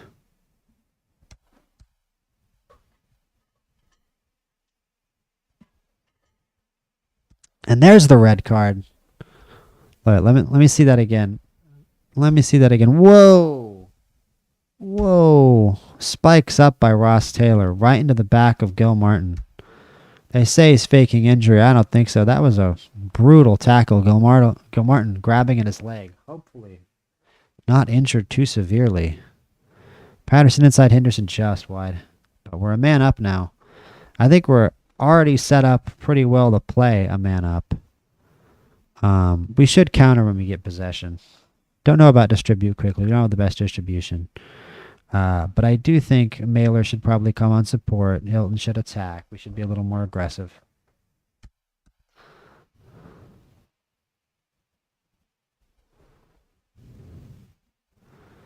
We're going to keep encouraging them. Oh, we got a corner here from Peterson inside. Gil Martin takes it out wide into Mailer. Back to Gil Martin. Cudahy out to Young. Young up to Gil Martin. Not there. Meechin intercepts. Meechin out to O'Reilly. Stenhousemuir hit us on the counter. Meechin, long run inside. Fires it over the bar. Not a big deal. No worries there. Patterson on the corner again. Back post over the bar. And let me see here. Courage Bronski stepping over at the Wonder Kid. Long free kick. Martin, nice save. To keep the young Wonder Kid out of the net. Not surprising he could take a good free kick. It's out of the corner. Bronski, long header away over the bar. And that's going to do it. We're going to come out attacking in the second half. We got to make him earn this win. Well, let's say I don't like what I just saw. The defense was good, but we need more in attack. They're a man down. We got to take advantage of this and actually win this game. So let's go positive. We're definitely not going to work the ball into the box anymore. We're not going to go direct either, but we're gonna bring the tempo up. You know what? Actually, I'm going to start the half with the tempo down, but we are going to push the line higher. You know what? I'm not going to push the line higher. I'll push that line higher. We're not going to have Scully and automatic. We're going to have him box to box. I don't want him attacking too much. I don't want too many attacking duties. I don't want us to be too open at the other end. O'Reilly Scullion with a slide tackle. Nice. Gil Martin out wide. Scullion, long curving shot, and it's a nice attempt. It was destined for the corner of the net, but it was batted away. With a high hand from the keeper. Hilton on a yellow card out there on attack, and I think we can make an early sub here for Hilton. If he's on a yellow and he's having a bad game, I think that Wishart... Didn't we bring... Yeah, let's do Watson. Let's do Watson. Watson hasn't played in a very long time. He's only got one appearance in the cup this year. He's kind of been out of favor. But let's bring him in and see what he can add. He can be an inverted winger. No, he's right-footed. He'll just be a winger there on the right side. I like that even more. Just add a new attacking option, a new wrinkle here. Try to get the ball in the back of the net and win this match. And let's be even more direct. Let's be a little faster. You know what? Let's not be more direct yet. Let's be a little less direct, actually. And I'm going to push the lineup higher, but I'd like to make some defensive subs before I do that. I'm not going to make any more subs yet. I'm going to wait a little longer.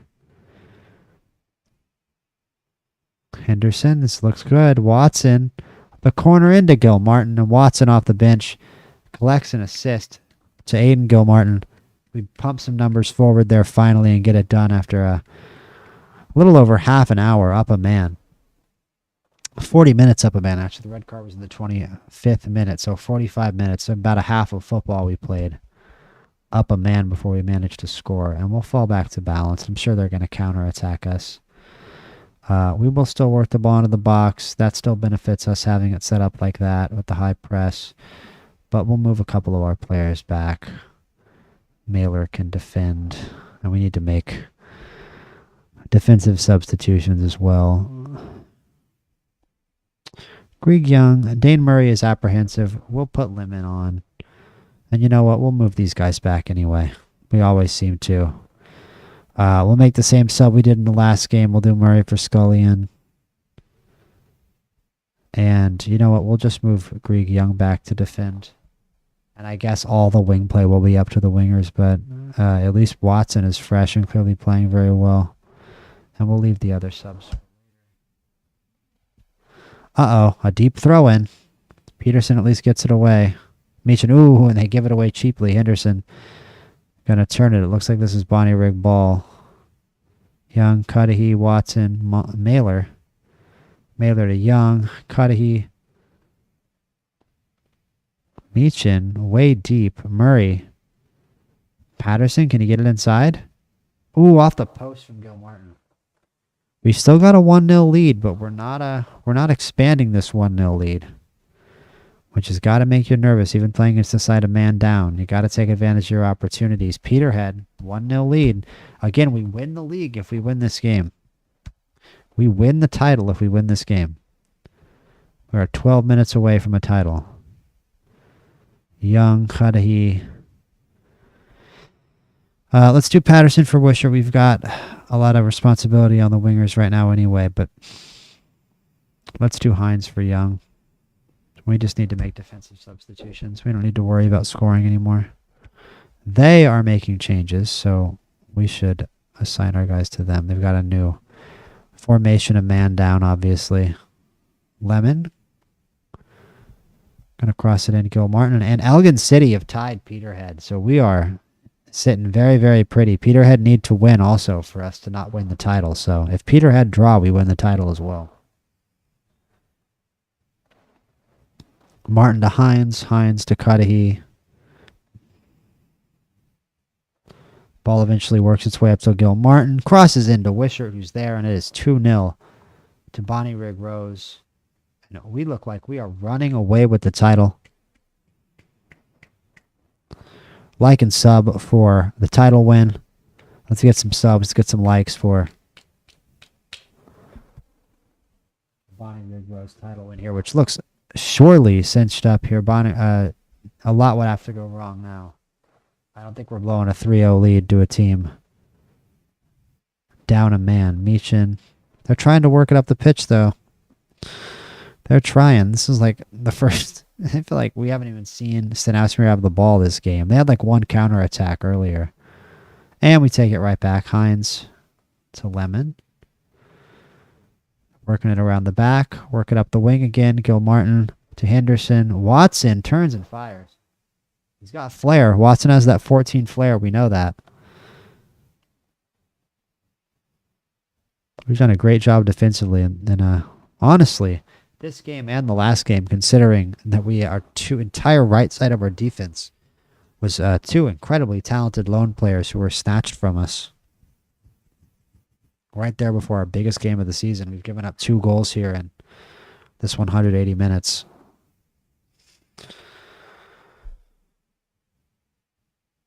I can't believe these are all key highlights. Watson, Gilmartin. I guess there's going to be a lot of XG in this game. The ball's getting pretty deep. The ball's getting pretty deep towards the goal. I don't know. Murray. Henderson. Ooh, back post. Blair Henderson, 26th of the season, and Elgin City, right as Elgin City takes a lead on Peterhead. And it is good times in Bonnyrigg as the fans are about to secure a takeover of the club. It's got to be happy, happy times in those grandstands right now. 20 shots on goal. We out XG'd them 2.7 to 0.3. And here we go. Hey, whoa. I get my watch tied up in my my setup right as we win the title. But there we go. Bonnyrigg Rose. Cinch League 2 champions. Promotion to League 1 insured. No playoffs. We don't have to play no Annan Athletic. Aiden Gilmartin. Blair Henderson. A really, really great team. The best team in the league all year. A dominant run in the league to start the season. Our only loss the entire year before the middle of November was to Hearts, who play in the Premier League. And then we started dropping some points late in the year, but we ultimately had far more than enough quality with Paddy Martin in goal. Some of those loan signings who are now gone. Ben Brennan being an amazing attacking fullback all year. Rory Ellis, a great defensive center back for us all year. That great midfield of Cudahy and Scully and doing all that unheralded work. And Dylan Patterson, honestly, probably our best signing of the season, and maybe quite possibly the best player we have under permanent contract. Although, how could you forget about Dane Murray, who's really, honestly, the best player on the team? But we are champions. Can we, there we go. Champions. Time to celebrate. Outstretched arms. Pop the champagne. Bonnyrigg Rose, Cinch League 2 champions, up to League 1. Very well done. Everybody did their jobs. We're going to have some fun with the lineup here against Elgin City. Elgin City are the dirtiest team in the league, so I feel like we can kind of put on a little bit more of a scrappy lineup out there for this last game of the year. 7 points clear at the top of the table. Taylor's sending off really, really helped us get established in that game there, of course. Edinburgh City look like they're going down now. Edinburgh City losing to Stranraer 4-1 in a game that was really... I don't know if they could have made any difference at that point, actually. I think Stranraer maybe were clear of them anyway. But Edinburgh City are going to have to go with the lottery of the playoff. And it's always very interesting seeing which teams... which teams from the lower league... I don't know how the game actually decides which game from the Lowland League or the Highland League gets to play against Edinburgh City. Or who gets to play against the bottom team from League 2, rather.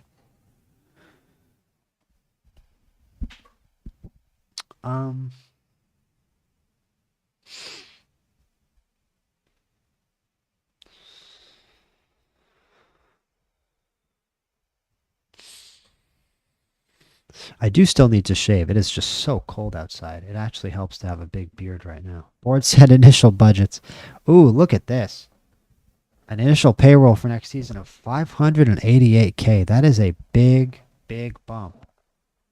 We have $181K available in the payroll budget. Oh boy. Let's see what I do with that. That is a lot more money than I thought I was going to have to spend.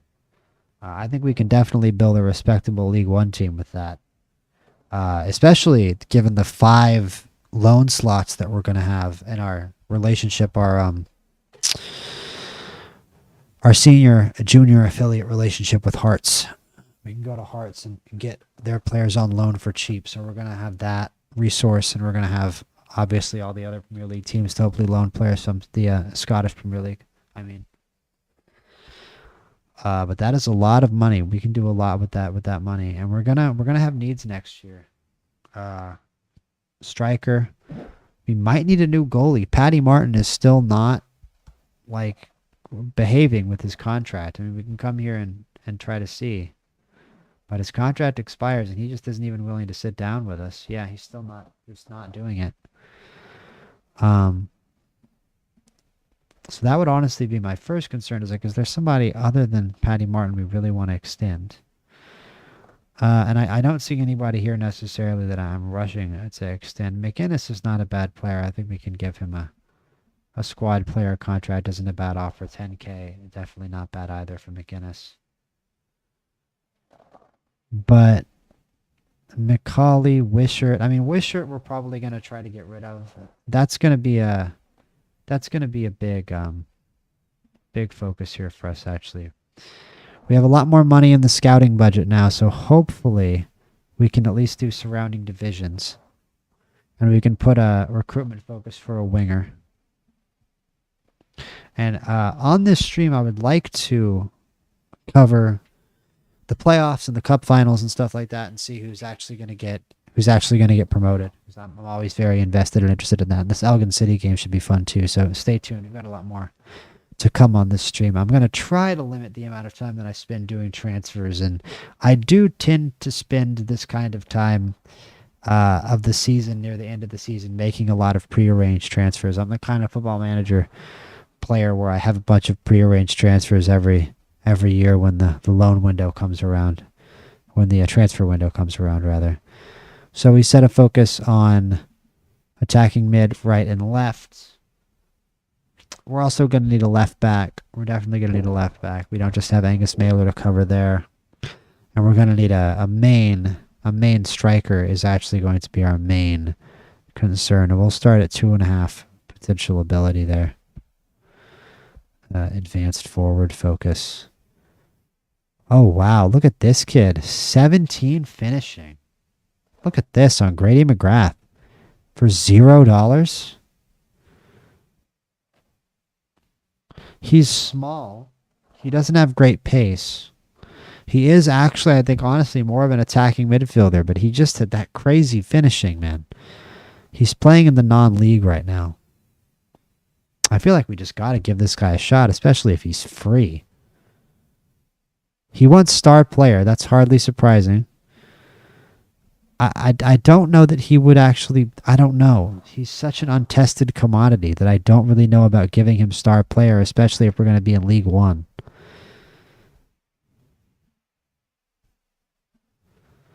Can we try regular starter?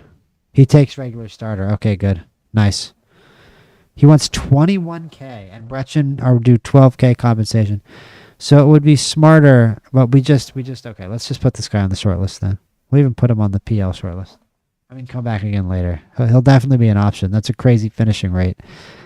Andrew Winter, also very talented here. I don't know if we could actually get him off Queen of the South or if he would want to play for us, but he's already on our short list. And the Matty Yates from Stenhousemer, I don't actually think he's that good.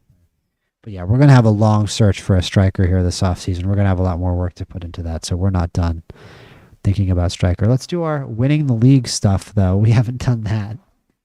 So immediately focused on building a team for League One that I don't even focus on winning the title in League Two. Average football manager player. We sealed the League Two title. I am completely delighted. I'm screaming. I'm absolutely delighted. I'm pissing myself on stage. After winning the Cinch League Two, surely the board and fans are going to be even more demanding. I thrive under that sort of pressure. I plan on shitting myself on stage and puking on stage next time we win the title. In League One, we promoted the championship. Today, it's a great moment for Bonnyrigg Boys. Looking forward. Can you build the success and challenge more trophies in the future? We do nothing but win. We win every league every year, except for last year. And what was labeled as the biggest match for Bonnyrigg Boys this season? It wasn't. I keep telling you idiots that was Peterhead. It was great. We are delighted. Many people are turning up. Many people are to be turning up to us next season. Yeah, like me. I think we've got enough in the team to make a real challenge to be at the top. I'm an ambitious head coach. We're going to be aiming high. Yeah, we'll just be aiming high. I would definitely like to turn professional if we go into League One, but we'll see. I mean, we're literally going through an ownership change right now. The team is going from having an owner to being fan-owned right now, so we'll see if that's even in the realm of possibility going pro. But it would be nice to go professional. We have a very high budget for a semi-pro team. I think it definitely helped. We also have a very high attendance for a semi-pro team. I think it definitely helped, obviously, in terms of points, but the players really... we had a very strong run of form. We had a strong run of form for the entire first half of the season. Edgar Barton had a great game. So we're scrimmage. Please the club pursuing long-term objectives. Absolutely. Stop talking about long-term objectives. Okay, we're just blah, blah, blah, blah, blah.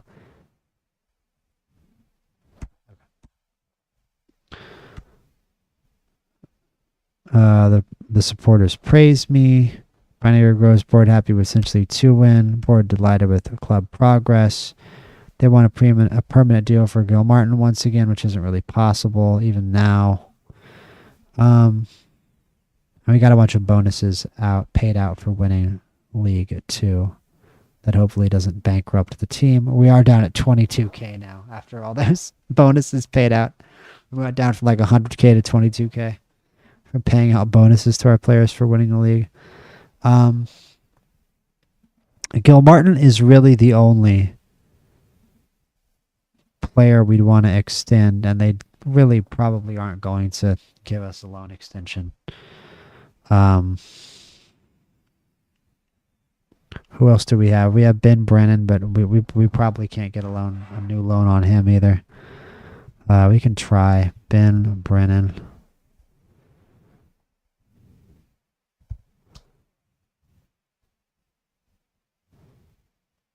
Where is he? How do I find him again even? He was on my team for so many games. A schedule here. We can just look here. Ben Brennan. There we go. Yeah, can we loan him in? Okay, nice. Yeah, we can loan him in. It says end of season. How about end of next season? What does end of season mean? How long is that? The loan will end May 31st, 2026. Okay, next year. An important player, defender, right, fullback. Absolutely fine. Cool. We can get Ben Brennan back for next year. Very good. So we haven't had him for a couple games, but we get him back. I love these two results here. I'm very happy we got a 4-2 and a 3-0 win. Awesome stuff. We don't have to worry about promotion. We're the champions of League 2. Dan Ward from Oldham Athletic. This guy seems like a depth midfielder. That 17 finishing striker is kind of crazy. That we can get for literally free from Brechin is wild. And I hope that our interest in him doesn't alert any other teams, because like that is the guy. That's who I want. Ben Brennan, again. Hopefully we can bring him in on another loan. We have one more loan slot. I don't know how early we want to take care of all this loan business. McGarva, I want to. Speaking of loans, he's already loan listed, but let's see. Wait, transfer offer. And what were we doing?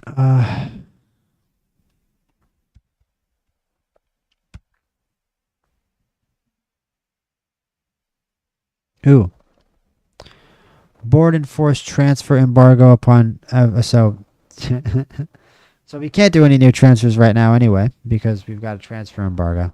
The board had placed an embargo upon transfers as a result of the rumors surrounding a possible takeover. These restrictions will remain in place until the outcome of any takeover has been revealed. So that's good in a way. It allows us to scout, and it allows me to continue this stream and end the season efficiently and get to these playoff games so we can see who gets promoted into the next year and who we're joining League 1 with. Rival consortiums in Bonnyrigg Rose tug of war. Bonnyrigg Rose have attracted takeover interest from consortiums backed by Aaron Wilcox and Greg McKay, so two rival businessmen. They said we were going to be fan-owned before. McKay has criticized his challenger for declaring that a new head coach should be installed should he prove successful in taking control of the club. So we might get replaced and have to take over a different team. McKay has criticized his challenger for declaring that a new head coach should be installed. Okay. So if Wilcox gets the better lead supporters on in a time of uncertainty. Yeah. Okay. So McKay is the guy we want to take over. We want Greg McKay to take over. If Aaron Wilcox takes over, we're probably getting fired. So we want Wilcox. We want Gary Wilcox or whatever his name was to take over. Was it Gary Wilcox? It was Greg McKay. Sorry. Greg McKay is the guy I want to take over. Greg McKay.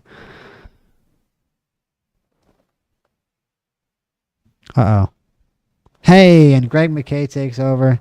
He's going to keep us. A consortium led by Whitburn-based investor Greg McKay has successfully completed a takeover of Bonnyrigg Rose. That was fast, like one day. Replacing former chairperson Charlie Kirkwood. Charlie Kirkwood.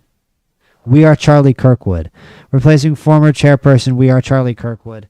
McKay revealed that he was delighted by the deal and indicated that he wanted to make a difference for the fans at New Dundas Park. Like and subscribe if If we are Charlie Kirkwood, by the way. We are Charlie Kirkwood. I had to sing it. I want to thank you for the patience during what has undoubtedly been a stressful time for everyone involved with the club. Some 90K has been pumped into the club's coffers. 90K? This guy's rich. We got a real rich businessman here. $90,000. Wow. All right, but hey, it's a new owner and he didn't fire us. Hardly a tycoon takeover, but not bad at all. We can request GM suggestions, and already the transfer embargo has been lifted, of course. I don't know if the transfer budget has actually been adjusted, and I don't know if we can go in for that striker that we want anyway. James Dolan. That's the Knicks owner. Hold up. Comerford, Spears, Kyle Jervan. Let's look at our specialty shortlist here. Who might be available from guys we actually really want? I'm not. Hold up. Oh, these just the players who actually want. Okay, so there's only one player on our shortlist who actually wants to transfer to us. That's hilarious. Finn Yeats is wanted by Dundee on a transfer. Who might actually be available? Well, Grady McGrath. But Grady McGrath probably doesn't want to transfer to us because we just failed to negotiate a contract. We should give it more time. Jack McIver, I was very interested from Dundee. I don't know if we can actually get him, though. And he was in the lower league. He was at Bucky Thistle before, and he was available on a free, but we couldn't get him. Romessa Fallow, we can't buy. Yeah, these other guys are too expensive. Cameron Bruce. Pip McJanet. Pip McJanet is the best regen we've discovered yet. Hugh Crones. Hugh Crones is an interesting one. If he's 0 to 90K, we should keep an eye on this kid. We could get him in on loan too, but we should keep an eye on him for a transfer. I mean, we are. He's on our short list, but you know what I mean. Like I said we weren't going to do any scouting stuff yet, but here I am. I mean, I'm so interested in trying to find a striker for this team next year. Because Gil Martin, I mean, we can try to get Gil Martin back on a loan. There's going to be hearts. There's going to be lots of resources for us to try to find a striker. But let's see. Max Ewan, also not that good. Yeah, I'm not seeing anybody obvious or elite. Finn Allen from Elgin City. He doesn't have good pace, but this kid's not 12 goals. Wow. Well, I mean, I guess the goal scoring record speaks for itself. Mentals can only do so much. You kind of got to have physical. Physicals really do help. 8 finishing also. He's not going to be a great. Yeah, I didn't see the 8 finishing. That makes it make way more sense. Bonnyrigg is a new ownership structure in place. You're excited to be working in these conditions. Respond. I'm very excited. So let's try some stuff with this new board actually. Before this game here against Elgin City as champions. Our only game of the season as champions. Zach Paris also. His contract isn't up. Jumping reach of a 5. Okay, never mind. Brett Long from Stranraer. I feel like we were looking at this guy before. Just a backup possibility. Mark McCallum. One of the better players in the Scottish non-league as well. We could definitely bring him in, but he wouldn't want to be a backup. He'd probably want to start if we actually were able to arrange a transfer for him. And he's already on the short list. Harry McLendon, our loan player to return from his loan at Bognor Regis. He played 26 games, scored 12 goals as a striker. Didn't appear to progress that much, unfortunately. Wait, what happened? Essentially to a team of the week. Couple players named.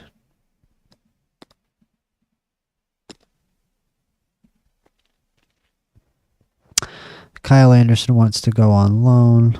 We can't do that right now. Whatever.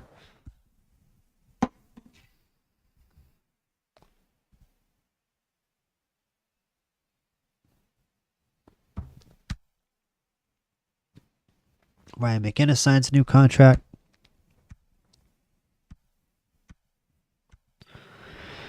And Gil Martin, player of the month. 4 goals, 1 assist. Robbie Thompson in second place with Peterhead. How good is Robbie Thompson?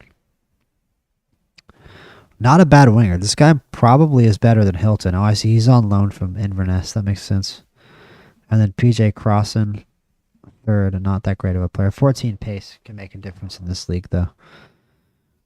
Go Martin, Finn Allen. Elgin City's Hale gets Coach of the Month. Elgin City actually on a good run of form. Yeah, they did steal that win from Peterhead that won us the league there. They helped us, Elgin City. They're definitely leading the league in fouls. We can take a look at league stats here real quick. Before the end of the season, it'll also be a cool time to take a look at some of the, basically the final stats. But we lead the league in goals, 83. East Fife not in last. After measured, Edinburgh had the worst attacking record.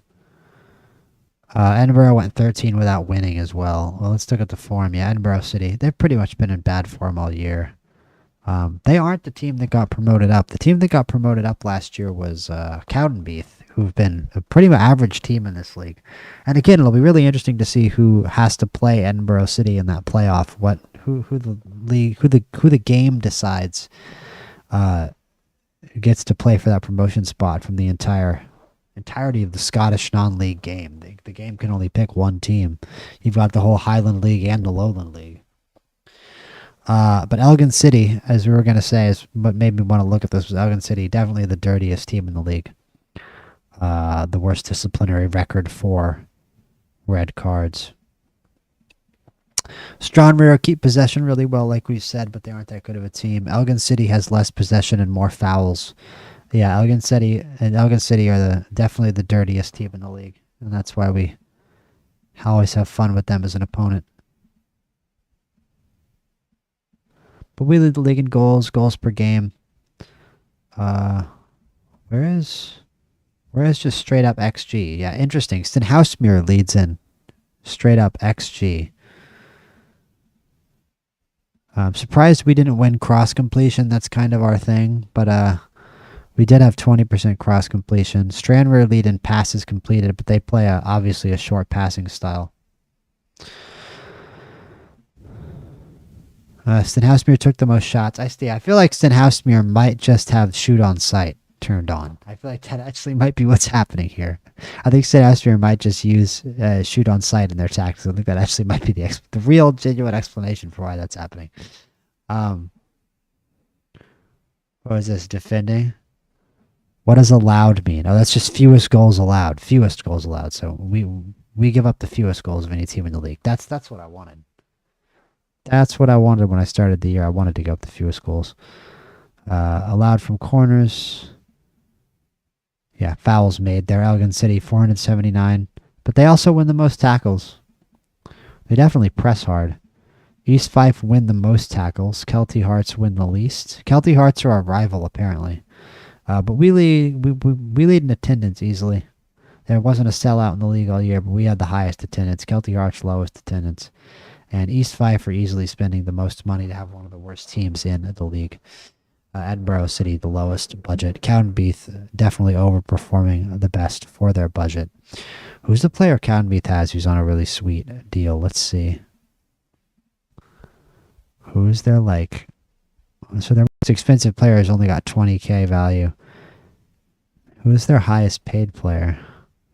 Matthew McDonald. That's it. 16k, which is a lot less than we're paying our best player.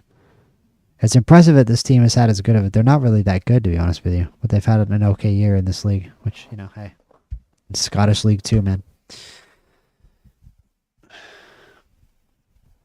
Yeah, I don't know why Paddy Martin just doesn't want to enter contract renegotiations, but it is what it is. Craig Moore is still a decent depth striker, but I don't necessarily know if I want to pick him up again. Jay Charleston King will give a contract extension. I think Jay Charleston King could have an okay future and potentially be a League One backup, actually. Sam Gormley, how has he been out on loan? He's just not that good. Unfortunately, I don't think we're going to re-sign him. Paul McLaren, we can re-sign this kid. He's not awful. Breakthrough prospect, also a real player. Cameron Forbes. Wow, this kid's not got a bad mental category. I'm definitely going to give this kid a contract extension. On loan at Glencairn. Let's see how he's done. On loan at Glencairn. Just 2 goals, 4 assists in 30 games, but it's not that terrible. Glencairn is, oh, I see they're in the non-league.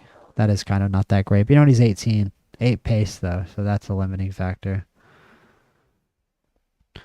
Jackson Ennis doesn't appear to be out on loan. He's still really young, and we have very bad depth at center back, so I'll give him a new prospect contract for another year. John Joseph Delvin. We'll give him a future prospect contract, 3.9K. Let's keep marching towards this match with Elgin City. And let me take a look here. I mean, none of the playoffs would have started yet. The season still needs to end. I really don't care. Me and the board love each other, but that brings something up. Dan Murray is a great player. Don't want to talk about Ryan McGinnis first team soccer because he's not going to get any. But let's go to club info.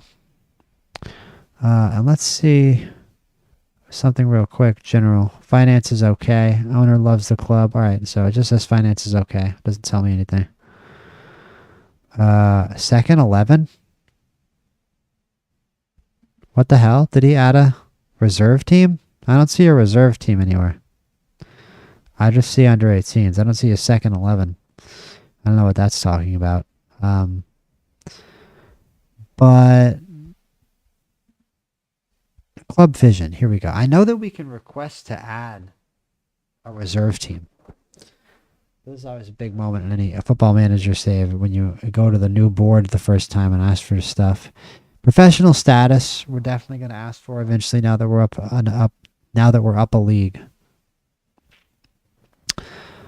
Build new ground, expand ground, but yes, we can get a reserve team. We already have a senior affiliate, but we can ask for a reserve team. I don't know if that's really honestly necessary yet, a reserve team, but we're going to want one eventually. The obvious thing that we are going to ask for is improving youth recruitment. That's really the first thing that we're going to want. Improve youth recruitment, and then we're going to ask for professional status. And in the future,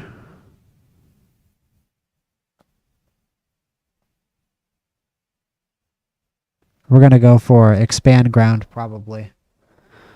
Maybe build new ground one day, but definitely expand ground one day. We don't even fill out our current arena though, so they're not going to say, oh yeah, we'll build you a new stadium. But yeah, getting a reserve team is going to be a pretty important thing here eventually. But I don't know when. I don't know when we're going to do that. And let's see if they accept going pro.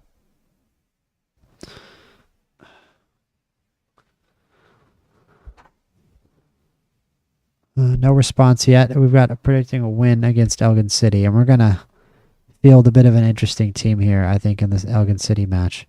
I don't know if we're going to start this new kid, Marshall. No, I think we're going to wait for the... he's still a little young. We should wait for the friendlies to start him. But we're definitely going to start some interesting midfielders. Keith Bray...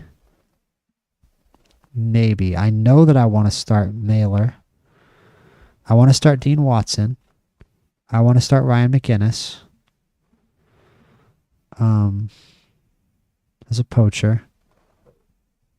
We're going to have... Where's Craig Moore? We don't give Craig Moore.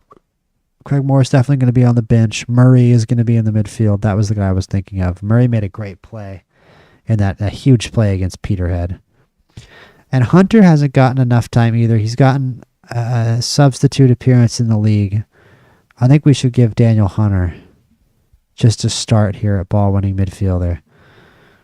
Daniel Miller has made 10 substitute appearances. He's really just a set-piece guy. We haven't used him much. Aiden McCauley will be on the bench for this game as well.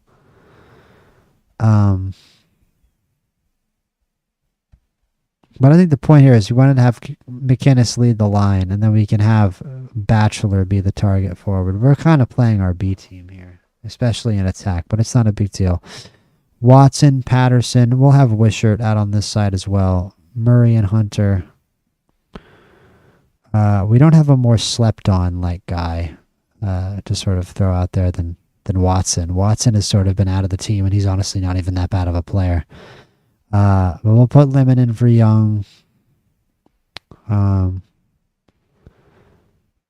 definitely need to give Dane Murray a day off. So we'll do Lemon and Kerr Young.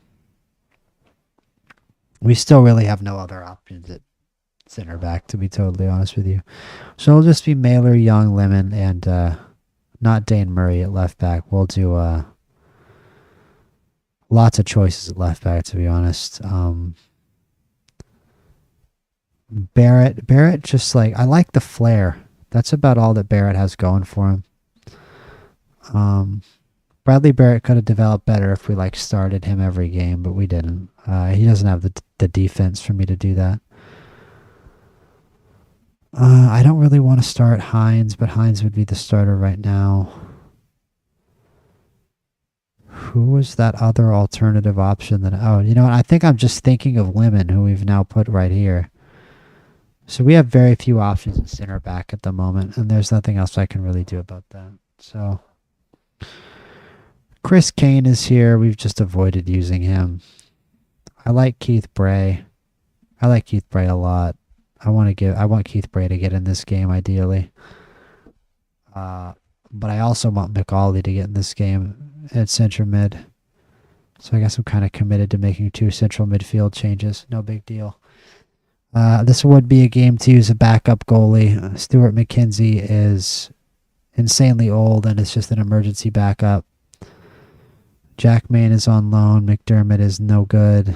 Anderson also is not that good.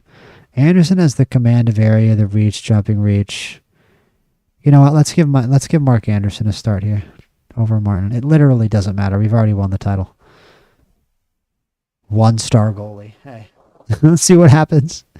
1-star goalie. Let's see what happens. Let's just play balanced. Let's play our usual style. Work the ball into the box. We're playing Elgin City, so in fitting with the theme, we'll just press harder.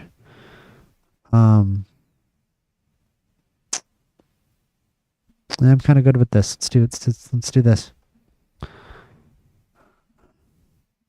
Let's take an actual look here at Elgin City's team, because again, they do have a reputation for being a bit of a dirty team. I know Dishington. Wow, man, oh man.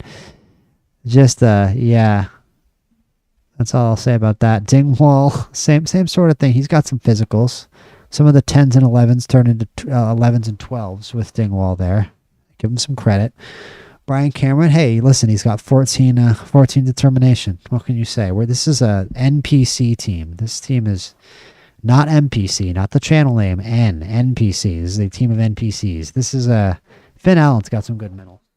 He might develop one day. Jones, good physicals. Hey, listen, they've got some guys with some decent columns. Listen, Cammy Diamond, their center back. This guy's 6 pace, 6 crossing. He could be a decent, center back in the down here lower part of the Scottish leagues for a while. But yeah, we're a level above this team. Even I feel like our backups match up against this team. Okay, even I feel like we can get a result here, even with this,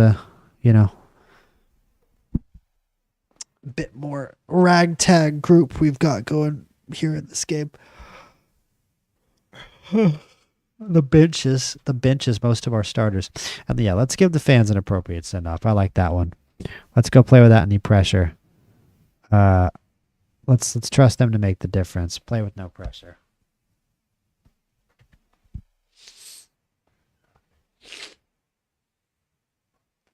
Last game of the year, boys. We've already got the title cinched up here. Elgin City on a very, very good form, though, despite being a very, very average team. But they play clearly a very interesting style that I think involves a lot of pressing and shooting on sight. So, oh no, sorry, it's St. Housemere that shoot on sight. Never mind. St. Housemere are the shoot on sight team. Peterhead like to go direct. Elgin City also like to go direct with a lot of tackling. Are they giving us a grand walkout as champions here? Is that what's happening? That's pretty dope. The other team all line up for us and clap for us as we come out to the pitch. Walks out of the pitch like that. Hell yeah. Champions of League 2, Bonnyrigg Rose. We already got 2 shots on net here. We're just letting them play their game. We are just going to let them play their game. Cairns is in more trouble from throw-ins. Booth out on the left. Cross into Jones. Ooh, just scoots wide. That was close. We've had quite a few goals from those positions. I'm going to stand up. My legs falling asleep.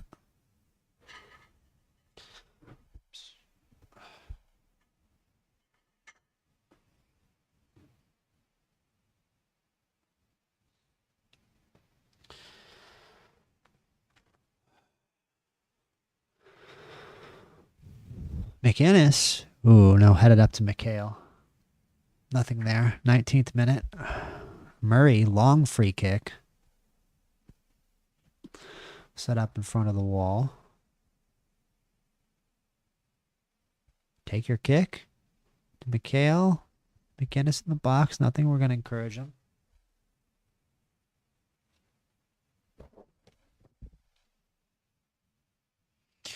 Corner kick, Dishington, Allen. Up over the bar. You get rid of it. 0-0 draw, a bit of a slow game so far. Edinburgh City get a red card and then take a lead, a man down.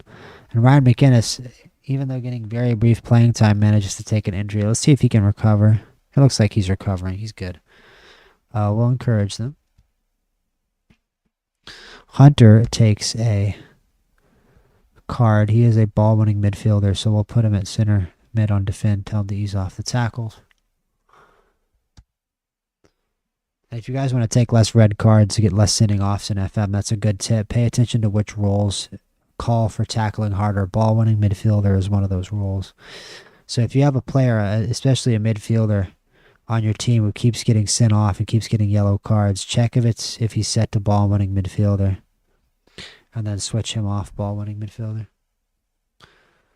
And they're getting some chances. They are getting some chances, especially from set pieces. A lot of corners here, a lot of headers on corners. And there, finally ends up in the net after all this time. Elgin City with a corner on about their 5th or 6th corner kick. Finally bundle one into the net. And it's 1-0 Elgin City. And now it's 2-0, another goal from a set piece. I admit I wasn't looking, but we're going to have to attack to get back in this game.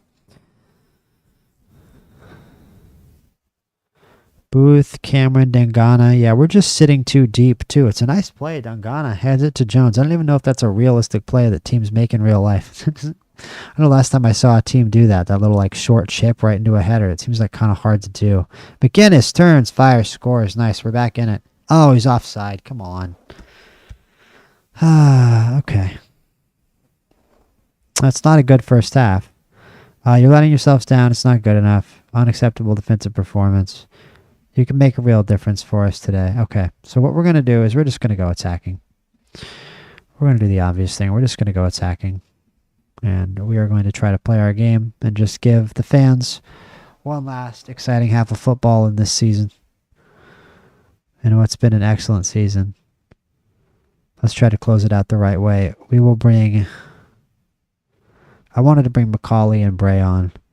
We'll bring Macaulay on and we'll have him be an attacking center mid because that's his real role. That's what he's supposed to do. That's kind of his job on the team if we need one. Wishart has been pretty awful, so we'll put Patterson on. That's into his main position. And we're just going to attack all half and try to get back in this match here.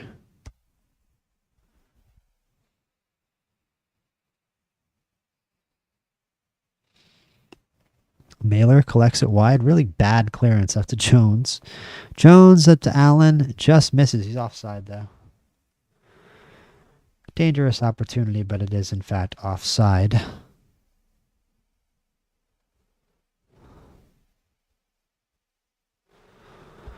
We're going to demand more here after this corner. Murray thumps it in. Batchelor back post goal. 2-1. And we are back in this game. We have more subs to make. We've got a good rating from one of our strikers now, and we're going to bring Gil Martin off the bench. That's the obvious change. Mailer. We don't have anybody really to replace Mailer. We don't have any other right back, so there's no obvious sub there.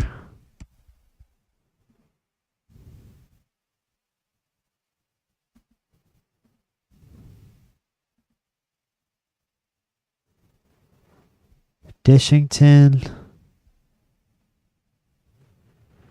Allen. Cairns up to Dishington. Allen back post. Saved by Anderson.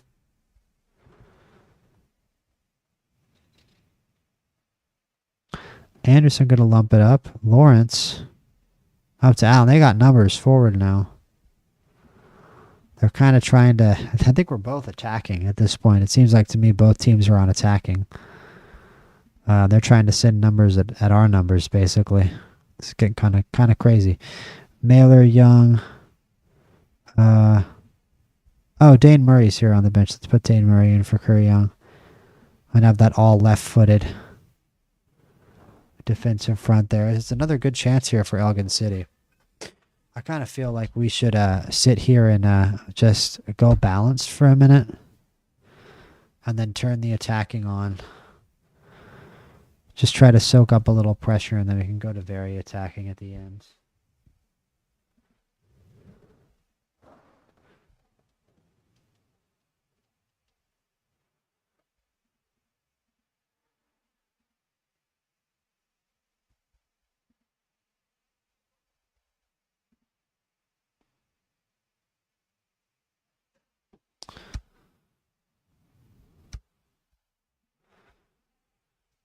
We need to be even more direct, tempo even higher, more guys on attack duties. I obviously don't want to have both midfielders on attack at the same time. It's never advisable or what you should do. But let's just go. Let's try to get this game tied. But Elgin City have been on good form. You know, they gave us a... They honestly kind of beat our ass today. I don't really know how. We have a better team. We have a more talented team. But 20 shots, 3.02 XG for Elgin City. That's very impressive as they get another win. I don't know where they end up in the table, but higher than they probably had any right to be. I'm proud of our efforts, even if it wasn't to be today. Just is what it is. We're the champions. We are the champions. Elgin City finished 6th. Edinburgh finished last, as we said. Stenhousemuir beat Stranraer. Peterhead get a win on the last day of the season to improve to 2nd place. So the playoff teams are going to be Stenhousemuir, Dumbarton, and Peterhead. I'm sure Cowdenbeath are very happy to be the first team out of the playoffs when they just got promoted out of the lower leagues last year. Really disappointing year for East Fife, who spent a ton of money to finish in 7th. Kelty Hearts and Stranraer just ultimately took up the lower positions in the table. Edinburgh City are going to have to fight for their right to stay here in the Scottish Football League. And Bonnyrigg grows to receive 84K, so that's even more money for us to spend on making this team better next year. Let's attend this press conference. I'm not happy with the game.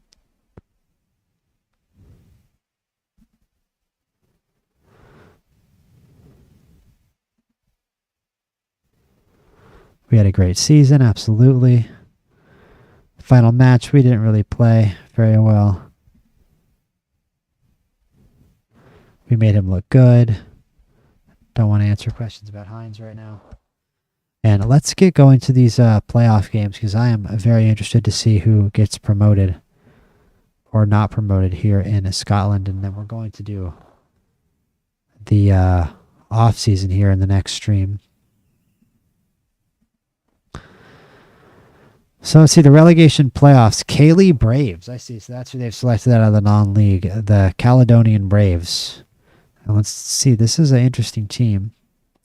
Kean Spears is a very good player we have shortlisted here. 14 work rate, 15 stamina. Yeah, okay. Edinburgh City might be in trouble against this team. These guys aren't bad. Good pace, good crossing on this winger. This is a very solid center back. We should take a look at this guy. He's Nigerian. I don't know if he'll be able to play for us, but this is a better team. 18 jumping reach on a 6'6" center back. We might bring this guy in. To be honest with you, I might try to sign this guy from now. This is kind of a crazy team. See, this is why this is fun. These promotion, relegation, playoffs in Scotland. Some of these random non-league teams that come up that have actually like a lot of very fun players, but also some amateur players in this team too. So it'd be a bit of a job, bit of a task for them if they were to get promoted. But I mean, last year the playoff team got promoted. It was Cowdenbeath. So we'll see if Caledonian Braves can get promoted here in the relegation playoff.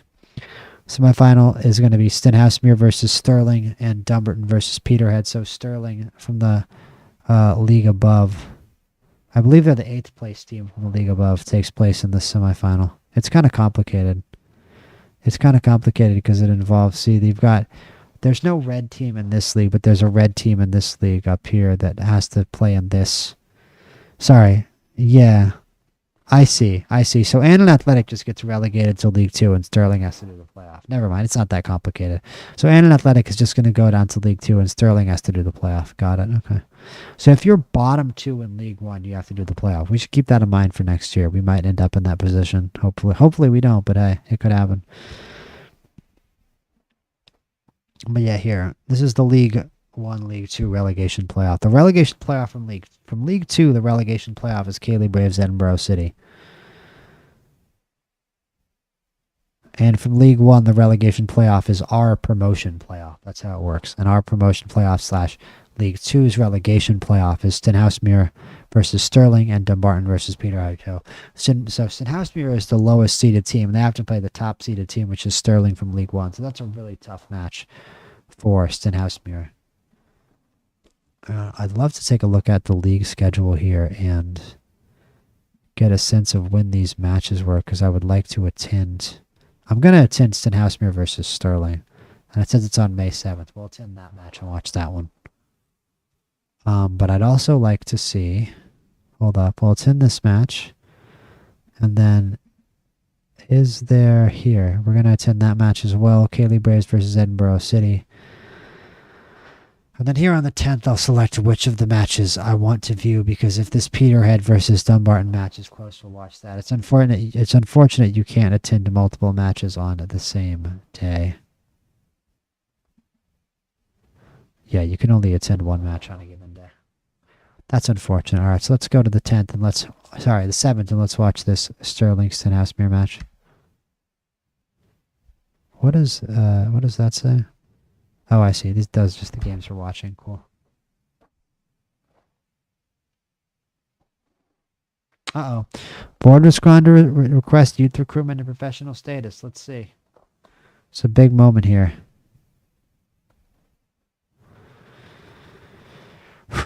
Improve youth recruitment. Will they do it? No. Professional status? No. Great. Okay, cool. I guess we'll wait until next season for professional status. The club's prestige would in fact be risked by financial insecurity. Okay, I see. So they don't want to be in financial insecurity. They say we already have good enough youth recruitment for a club our size. Let's see. Let's say we're going to be left behind.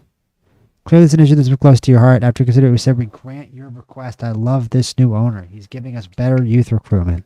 I cannot believe it. We're getting better youth recruitment. That is amazing. That is a huge moment in the save, genuinely. As our new owner gives us better youth recruitment, and we only have to ask one time.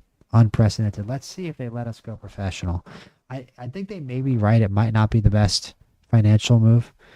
We should be looking to turn full-time in order to match the fitness level of other clubs in the division. That is exactly the reason why I want us to be able to train full-time. Other teams in the division train full-time. We should be training full-time. We're happy with this club's position in the soccer pyramid at present. We've never been higher on the league pyramid. That's why we should do it. I really think this is something the club has to do in order to move forward. We'll be left behind by some of the biggest rivals. This just worked. Let's try it again. We aren't willing to grant your request. This is really important. I would implore you to reconsider. I'm going to say that. Okay, I thought the board would show more ambition. You suck. We reject that notion. I can't pretend I'm not disappointed. That's ridiculous. I guess they really are worried about the money, but we're going to improve our youth recruitment, and hopefully we can get more... just more good regions, better regions, and more regions. Because the regions we've had now are not at the standard you want. We've really only had one good region so far, and it's where is he? Ryan Marshall right here. This is our one good region that's actually been generated at the club so far. Let's look at the information. He is from Bonnyrigg, Scotland, so he is a local native. What does it say his personality is, Ryan Marshall? Resilient. Oh, I like that.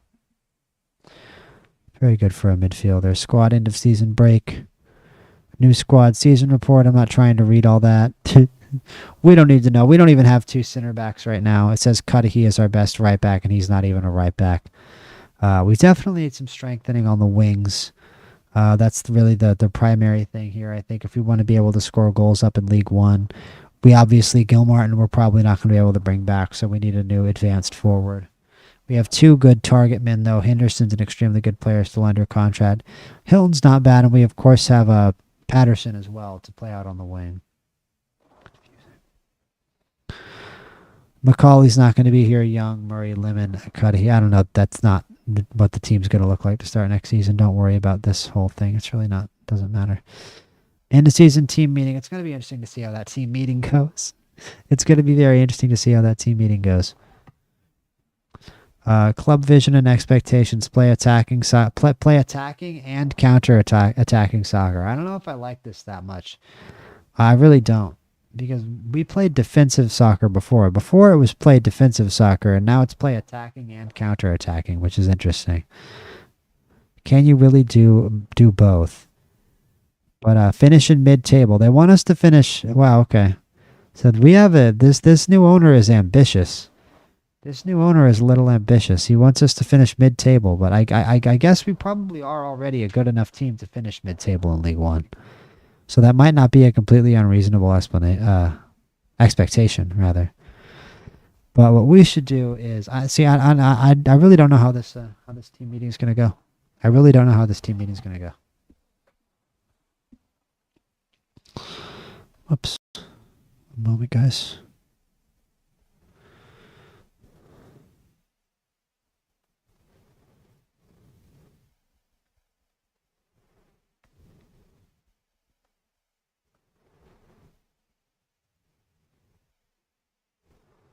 Okay, just sharing that we're live.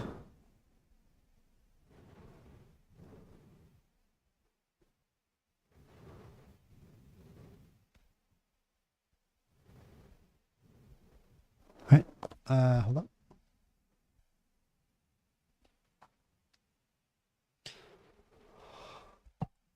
on.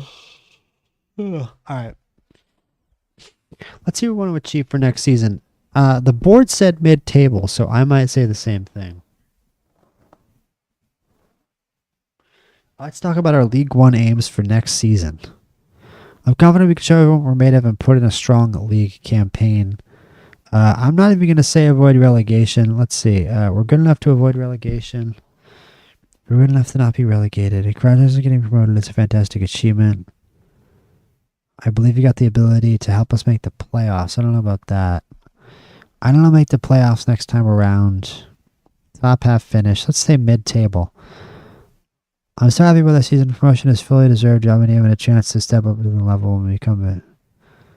A chance to step up a level when we come back. That doesn't even mean anything. Let's say mid-table. There we go, please. That's a target we can all get behind. All right, nice. No, let's say nothing else to talk about. Sweet. And everyone at the club is very happy right now, which is awesome to see. And we're going to continue on to these playoff games here. And I normally like to do this anyway. This is something I always like about Scotland, these promotion relegation playoffs, and just watching these promotion relegation playoffs on extended. Maybe I'm weird, but I always do that. I don't watch my own games on extended, but these promotion relegation playoffs always extremely interesting to me. And unfortunately, we can only attend one game a day, but we've got even more pretty interesting games here up and down the Scottish leagues. Let's see what happened with Queen of the South and Partick Thistle. That's probably the promotion playoff. Yeah, that is the promotion playoff into the championship. Airdrieonians, I think this team is called Airdrieonians. Hamilton, the champions, promoted up to the championship. Falkirk promoted up to the Premier League. Arbroath, Dunfermline, and Queen's Park could go up to the Premier League, which would be very cool. They have some very good players. Dundee have been relegated to the Championship. Okay. So Dundee down to the Championship for Falkirk. And Wraith Rovers down to League One for Hamilton. And Annan are going to drop to League Two, and will, of course, replace them. Very interesting at the goals leader in League One only had 13 goals. That's kind of crazy. Kieran offered on loan from St. Mirren to Hamilton, who won the league. In the Championship, it only took 15 goals from Megason to lead the league. Lawrence Shankland, only 17. So our top goal scorers pretty much led all of organized Scottish football in goals. 25 from Henderson and 22 from Gilmartin. Henderson leading the average ratings table in the league with a 7.39. It was Dylan Patterson who put up most of the crazy stats, though. But Gilmartin, obviously being the striker, ends up with all the goals. But Dylan Patterson had some crazy... I'm not going to look at all these stats. I've never been that into looking at all these stats like that, especially in a competition like this. But goals, 25 here at 30. Where is... I can do expected goals is also interesting. Where is... Dangana took 2 yellow cards for Elgin City, doing his job as an Elgin City player. Where is rating?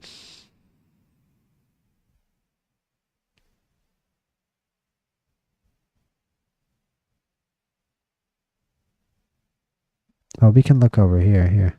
There we go. Duh. Average rating. It's in general. Okay. I just missed it, I guess. Average rating. Blair Henderson, 7.39.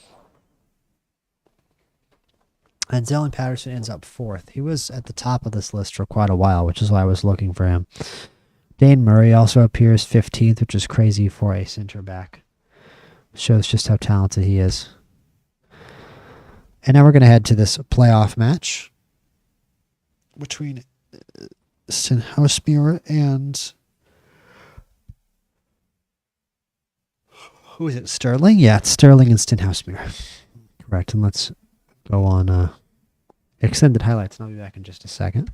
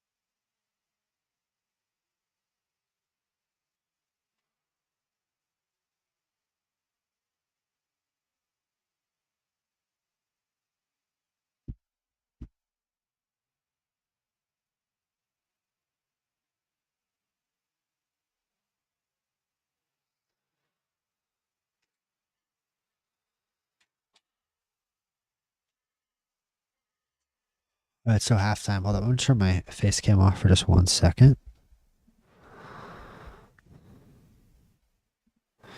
So pretty crazy goal there by Stenhousemuir in the off a corner kick. Don't quite remember the first goal from Sterling. I saw the second one from Stenhousemuir too. Watch this Sterling goal. I forgot it. That's right. Carrick breaks onside, hits her from outside the box. Okay, so the League One relegation side, I think they had 40 points in League One. They weren't that awful of a team. So Stenhousemuir kind of have a task here with Sterling. Kind of have a task on their hands. Lots of changes from Sterling here to start the second half.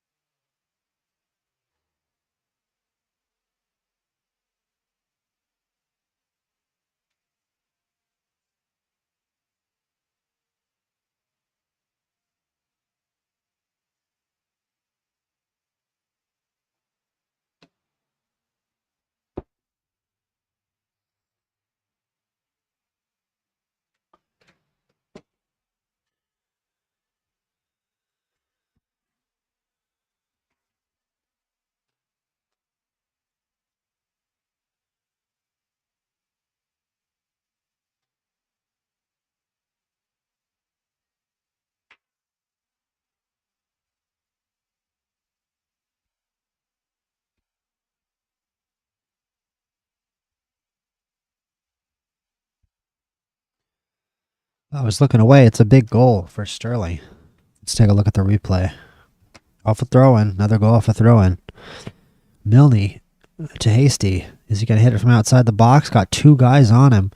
Hits it into the inside. It bounces off a Stenhousemuir defender and then off the post. A bit of a lucky bounce there. Stenhousemuir definitely outplaying the League One side, but unlucky to be behind here. Still lots of shots, but not getting anything on net right now. Can Stenhousemuir find a match-tying goal here? I believe these are two-legged games, so it's not over quite yet for Stenhousemuir if they lose this match. It's way up the pitch. Are Sterling going to do a good enough job getting this ball out? Up to Lang. It gets up to O'Reilly, who's going to take it in. O'Reilly on a long run. Is he going to shoot? Oh, he tried to be a hero and just misses over the top. It was a great run from O'Reilly. He even squared himself up with a good angle to shoot, but couldn't finish. And it's another throw on here from Sterling. Lang, pretty deep to get that header, but O'Reilly, and it's a counterattack. It's former Bonnyrigg Rose player Hanratty looking to set his attacker loose, but he can't. Now it's back the other way from Sterling. They give it back away to O'Reilly. Aitken to Meechin running the wing. Meechin with a deep cross into Mitchell. Not seeing anything there, and this could just be the end of the game we're watching. And the whistle goes on a 2-1 win for Stirling Albion, who look to hold their spot in League One. And let's see if there was a more exciting game around the grounds here. Peterhead and Dumbarton are tied, so I don't know. Are we going to watch that? It would be a semi-final. I feel like I'm still a little more invested in Stenhousemuir. I feel like I should probably watch that game instead coming up here. So let's watch the second leg of that match when it happens. We obviously got this Cayley Braves match. Let's see. Can I just go to matches? Yeah, there we go. Okay, that's better. We'll watch this one. And then we've got this one as well, Edinburgh versus Cayley Braves. We'll watch the second leg of that, of course.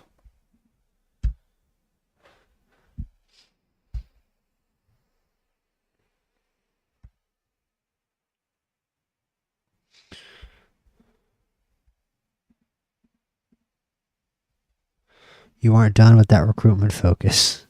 You are not done looking for a striker yet. Jack Evans, interesting player. Probably wants a little bit too much money. He's good, but he wants too much money. And here we go, second leg. Sterling. Looking to defend their League One position against Stenhousemuir. The upstarts from League Two, fourth place in League Two. Some young wonder kids in on loan. Let's see if this young, ambitious Stenhousemuir side can upset the apple cart here against Sterling. It was a 2-1 win against Sterling, I believe, in what would have been the away leg for them despite being outplayed. And now it's a home match for Sterling. So this is a tough task for Stenhousemuir here. Let's see how they get on.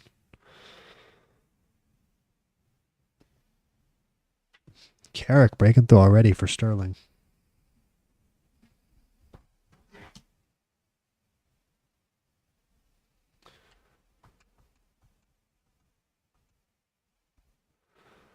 Oh, and it's a goal already. Stenhousemuir have tied it in only 38 seconds. It's Krones, the lone wonder kid, the 16-year-old, making the play to Yates. He knocks it out wide, settles in and into a mix of 5 Sterling players. He fires it to Yates. Nobody picks him up. He's open right in the middle in front of the goalie. And we are all tied at 2 on aggregate, as Sterling can't even do a good job getting the ball out of their own center circle as they almost pass it back past their own touchline for a goal kick off the start. But now they've got a good job settled it down. Davidson, long shot. I thought that was going in there, but it's tipped over by the Stenhousemuir keeper. Milne on the corner. And Jameson up to grab.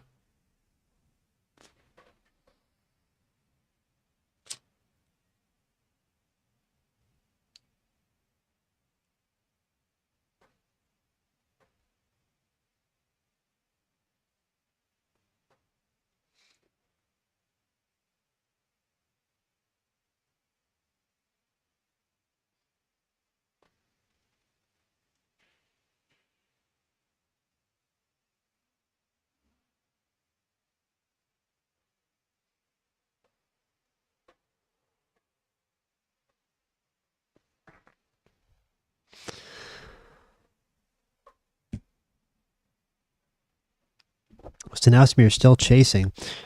O'Reilly, Krones just over the bar. Not quite there. Stenhousemuir still bossing this game just like they did the first leg. Already over 1 XG 18 minutes in. I think that is Jason Jarvis. Wow. A former Bonnyrigg Rose player from last year. Jason Jarvis. I don't believe he ever played. But Hinradi and Jarvis here, interplay. 2 former Bonnyrigg Rose men out here for Stenhousemuir. Stenhousemuir, an interesting team, man. They really are. Maybe in the future they can be a junior affiliate for us. I feel like we have some mutual players, and they've picked out some good players as well, giving us some players to keep an eye on, essentially. And I think they may be a better team than Sterling. It would be very interesting to see them up in League One with us next year, how they would respond to such a quick promotion, especially if they can't get these excellent loan players back. Oh, but it's a bad giveaway to Milne. Out to Davidson, and Sterling have numbers. Garrick, Hilson, almost. A great attacking move there by Sterling. You see that Sterling are planning to move forward in numbers if they can get the ball. Carrick, Davidson once again. Sterling forward with numbers. Carrick, oh, but they give it away. Now they've invested those numbers forward. Can they get back? Yates. Through the midfield, Meechin. Meechin to Yates. Yates to Krones. Krones slots it in. That's a great finish there by Hugh Krones. The first goal, it was Krones feeding Yates. Now it's the other way around. Yates feeds Krones, and it's a 2-0 lead for Stenhousemuir here at Sterling. This is a disaster for Sterling, who now face relegation to League Two here.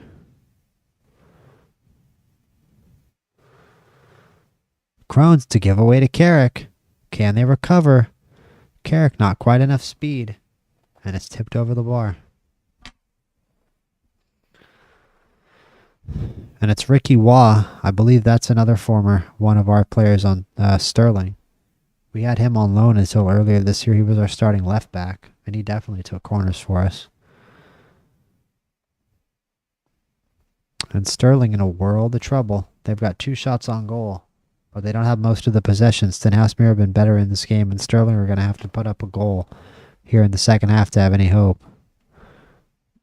I'm back.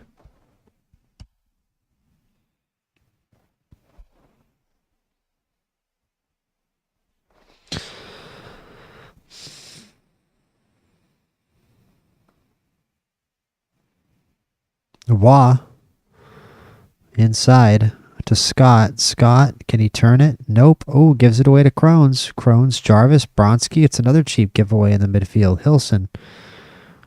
Numbers for Sterling. Brown, lots of guys in the box. Can't get the corner in. It's picked by Bronski. Out to O'Reilly. Who will score in this highlight? Crones? It's another turnover. It's just been back and forth in this highlight with the turnovers. O'Reilly to Donnelly. O'Reilly into the middle to Yates. I felt a goal coming. He's onside. And it's 3-0 Stenhousemuir. Are we going to see a new team in League One? It's been a disaster in front of the home fans for Sterling today, as they appear to be tumbling out of League One. I'm not sure if they lose this game. We'll see. If they lose this game, I think they might have to lose again to get relegated. There may be another tier of the relegation playoff they have to go into. But losing to the League 2 team is pretty bad. I think that might be enough for them to get relegated. I think losing to Stenhousemuir may just be enough.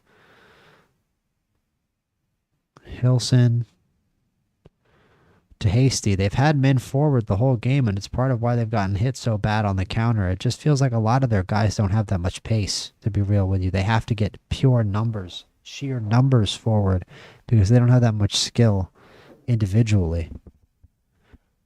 But they finally score a goal here through sheer effort and bouncing the ball around the box until it ends up in the back of the net. 3-1, and they're only down 1 goal. It's 4-3 on aggregate. It's still 1 goal down from Stenhousemuir. Although, if there's any kind of away goals... Sorry, it's still 1 goal down for Sterling, but if there's any kind of away goals rule, that will certainly favor Stenhousemuir as well, having put up 3 in this game. Sterling, shot on net, not quite there. He could have passed that. There could have been passes there to make. Waugh. Ooh, almost. Off the corner kick from Sterling. Sterling's still getting some good opportunities, but Stenhousemuir with 8 shots on target. It's actually been a really good game from Sterling's goalkeeper to only give up 3 goals here. There could be more goals from Stenhousemuir with how they've been finishing. Bronski into Jarvis, Aiken. There's just lots of space in the box from Sterling.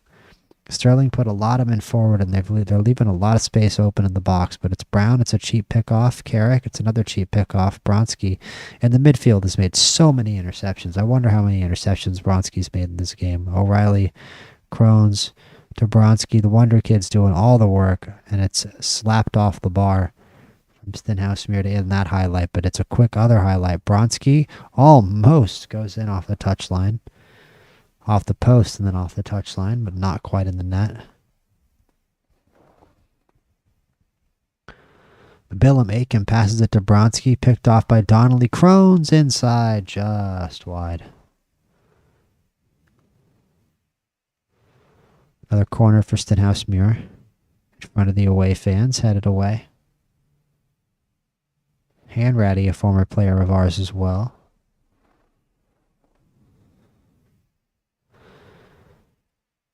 Another former Bonnyrigg player, Jason Jarvis, taking the corner kick.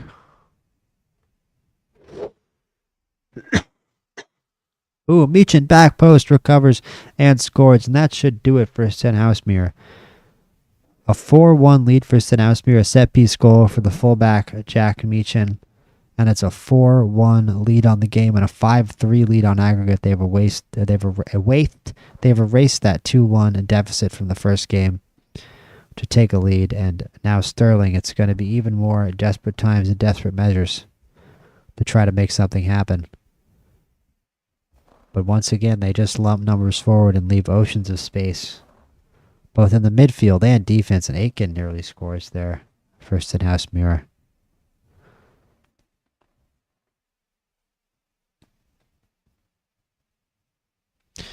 And I will do you guys a favor. Let's turn this to key highlights because this game's pretty much over. Stenhousemuir are probably going to bring this home.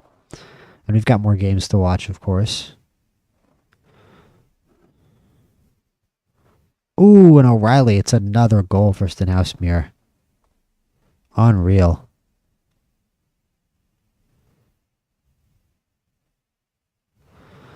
Trying times in Sterling. Trying times in Sterling. As the Sterling supporters thought they were going to have a pretty easy assignment here in 4th place Stenhousemuir, and now it looks like they're going down to League 2. Almost another goal for Stenhousemuir, just relentlessly attacking now.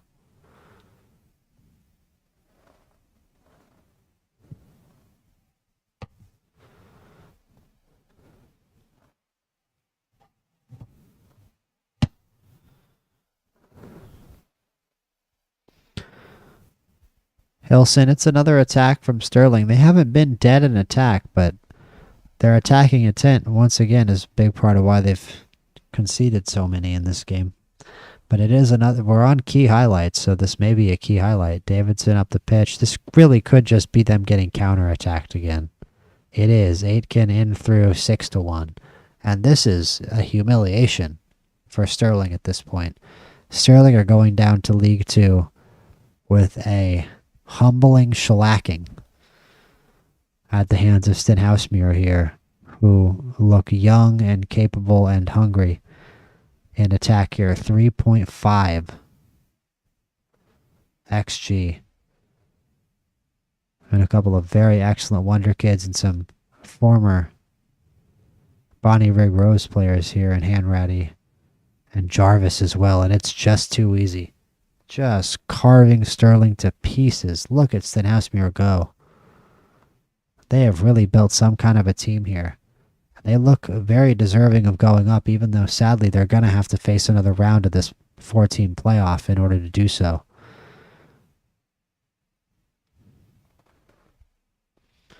But there's no hope anymore for Sterling, and we just keep getting these key highlights, probably because Sterling are going to give the ball away and get counterattacked again. Davidson, though, they get men forward. Ooh, and Jameson can't deflect it right. But at this point, it's just a little too late. I mean, it's literally the 7-2 scoreline. Oh, no, I'm sorry. That game was 7-1. Never mind. Germany-Brazil was 7-1. But it was literally 7-1 a minute ago. Now it's 7-2. 23 shots on goal from Stenhousemuir. Sterling made a really, really bad mistake trying to go attacking against Stenhousemuir, who dominate this game. Crones with a 9.8, O'Reilly with 2 goals and a 10. O'Reilly had 2 assists and a goal. Oh, no, never mind. He had 2 goals. I'm wrong. He had 2 goals. Must have had 2 goals and an assist. Either way, ridiculous win there by Stenhousemuir. Unreal stuff. As Peterhead eliminated by Dumbarton. That's cool. Peterhead were the team chasing us all year. They're going to be very dangerous in this league next year, though. Unfortunate that they got knocked out there. That's last year's relegation playoff. Where's the promotion playoff? What happened in the 8-4? So I guess it was just a 1-0 win for Dumbarton over Peterhead. Tightly contested defensive game there. Dumbarton comes out 1-0 winners to win 2-1 on aggregate. So it's going to be Dumbarton versus Stenhousemuir. That's going to be very, very interesting. I kind of favor Stenhousemuir there, and the winner of that will get promoted. But next up, we have this also very interesting relegation playoff.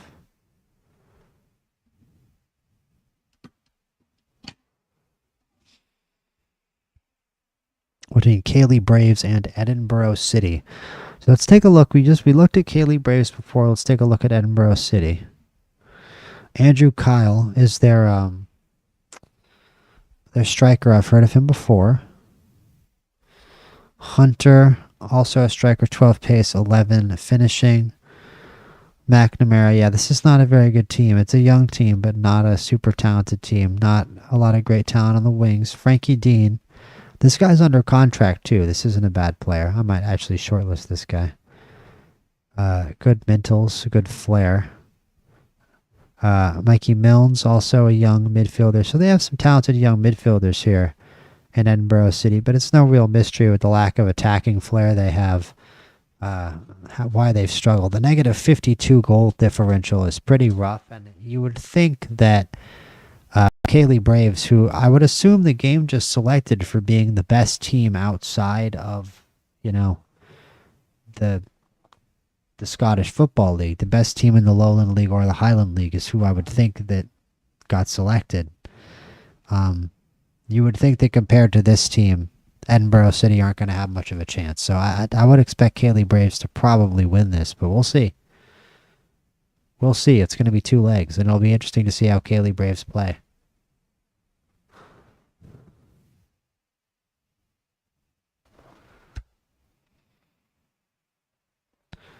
Cayley Braves versus Edinburgh City. We looked at Cayley Braves' team. They have some pretty good players. We shortlisted some of their squad. They have some respectable players on this team. And let's go extended highlights like we were going to. You know what? Actually, for the first leg here, we'll do key highlights, and then we'll do extended highlights in the second leg. I think that's a better way to do it. Watching all these full games is kind of crazy. I don't want to watch extended highlights on all these games.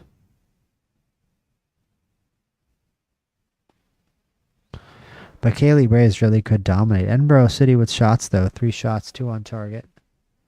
Cayley Braves just 1 shot. Pretty low action at the start here.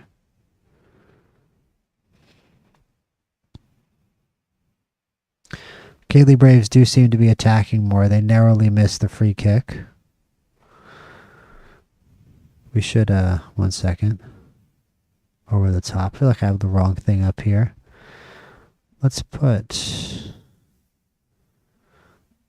It's a visualization. We could do a shot map. Match momentum. That's interesting. Visualizer. Here, we could do a visualizer and then we could do match momentum. Perfect. Okay, cool. Let's do that. But Cayley Braves are slightly attacking more. They have more of the ball. They're passing better. But Edinburgh are actually getting more shots. Halftime, 0-0.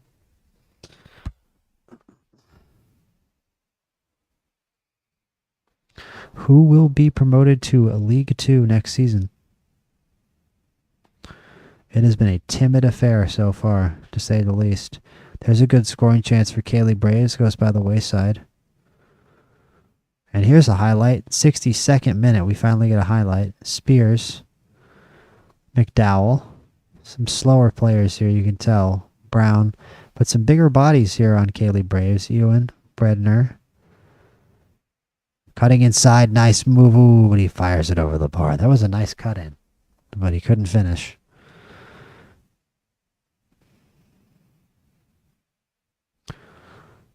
Rice to clear it. Gemmel gets it down here for Cayley. Cutting to the side, takes a long shot. Scooped up by Rice. I don't know how that was a highlight. First shot on target for Cayley Braves, though. I guess that's what it took. Hogan. And this game can very much end 0-0. It's a 2-leg affair. Hogan out wide. Is he going to get a cross into the box? He is. It's a floated cross. Headed out. Mitchell recovers. Lots of men in the box for Edinburgh City. And there we go. Andrew Kyle, the striker, is right there for his 19th of the season. That's a lot of goals. And doing the Celtic dance there. That's a lot of goals for a team in last place. 19 goals for Andrew Kyle. And it's a 1-0 lead for Edinburgh City, defending their place in League 2 despite finishing in last with a negative 52 goal differential. They've got a lead here on non-league Cayley Braves. Bredner out wide. Bredner into Gimnell. Not quite. Not quite.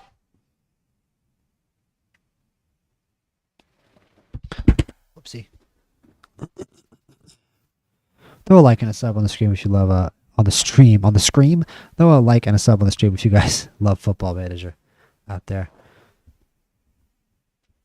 Stewart, Wright, Martins. Cayley Braves working it up. Big gaps in the defense. Gemmel, can he make a play? No, he could have had a pass there, but he tried to shoot it and it skimmed just wide. Cayley Braves have come very close to scoring. They're struggling to hit the target, which is not surprising for a non-league club.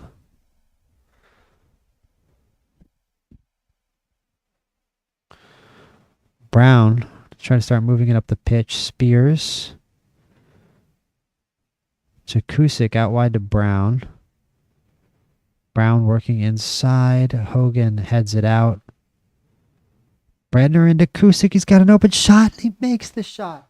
Finally, they hit the target with a shot from inside their area. And Cayley Braves get a goal accordingly. That was the best chance they've had to score all game. Both teams have scored on the best chances they've created. That's really the best way to say it. The two teams have scored on the best chances they've created. The two best chances of the game have been scored. And it's a 1-1 draw, and I think that's very, very fair. And this is going to be a very, very fun second leg to see who gets promoted to League Two. Both teams definitely showed excellent stuff. Edinburgh were very impressive, actually, by my estimation. I thought they were going to get kind of blown out there, and that Cayley were going to just come in and blow them away. This sort of unknown quantity from League Two. Who knows how much attacking quality. But Edinburgh definitely showed some attacking quality. Got plenty of guys into the box there. And let's see, what is this next match we're doing?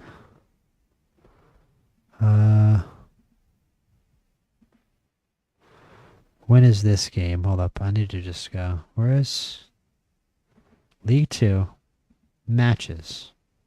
Is this game? This game is tomorrow. Okay, Stenasser versus Dumbarton is tomorrow, and that is the first leg. And unfortunately, we can't attend the playoff final second leg and the Stenhousemuir Dumbarton second leg at the same time.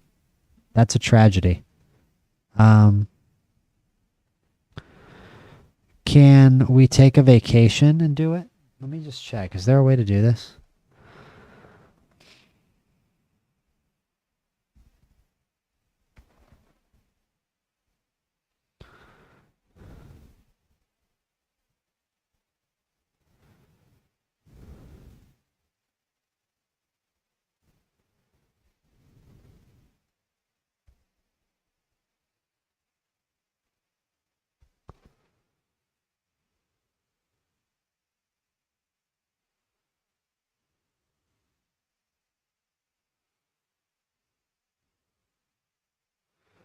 FM24 attends 2 games on the same day.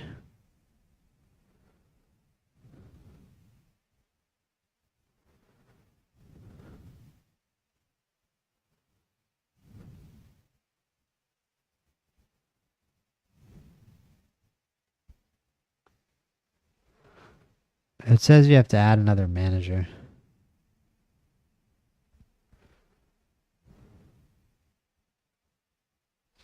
And it is what it is, guys. I'm not worried about it. We'll just let's just get to these games. And weren't we going to watch this game? What happened? Matches. Attend.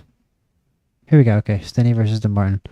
And yeah, unfortunately, the second leg happens on the same day. I mean, I can try to do scout match, but I think I'd rather watch Edinburgh versus Cayley Braves. We'll try scout match. I doubt that's gonna actually let me attend it. And here we go. Stenhousemuir versus Dumbarton. Leg at number 1. We aren't going to be attending the second leg of this game, but let's see what happens in the first leg. Very invested in Stenhousemuir here. Let's see if they can get promoted. It'll be really interesting to see what happens to a team so dependent on loanees. If they get promoted, are they going to be able to bring back those players like Ansel Bronski who got them here? And what kind of future do those players have after potentially getting Stenhousemuir shockingly promoted up into League One? Meechin takes it deep. Hanratty tries to curve a shot just over the corner.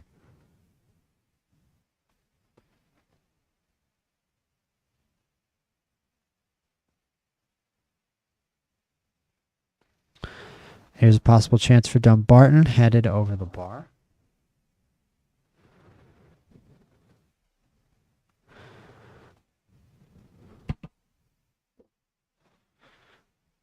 Fordyce to Shrive up the handling. Can he make the chance? No. Hits the bar. But Dumbarton looked the better side here. Dumbarton looked better. Uh-oh. And it's a bad giveaway here. Orsi turns. If they keep making mistakes like this, Stenhousemuir are in trouble. This is the home leg for them as well. The next leg is Dumbarton. So Dumbarton already playing this well is not a good sign for Stenhousemuir. Late tackle there. No foul called.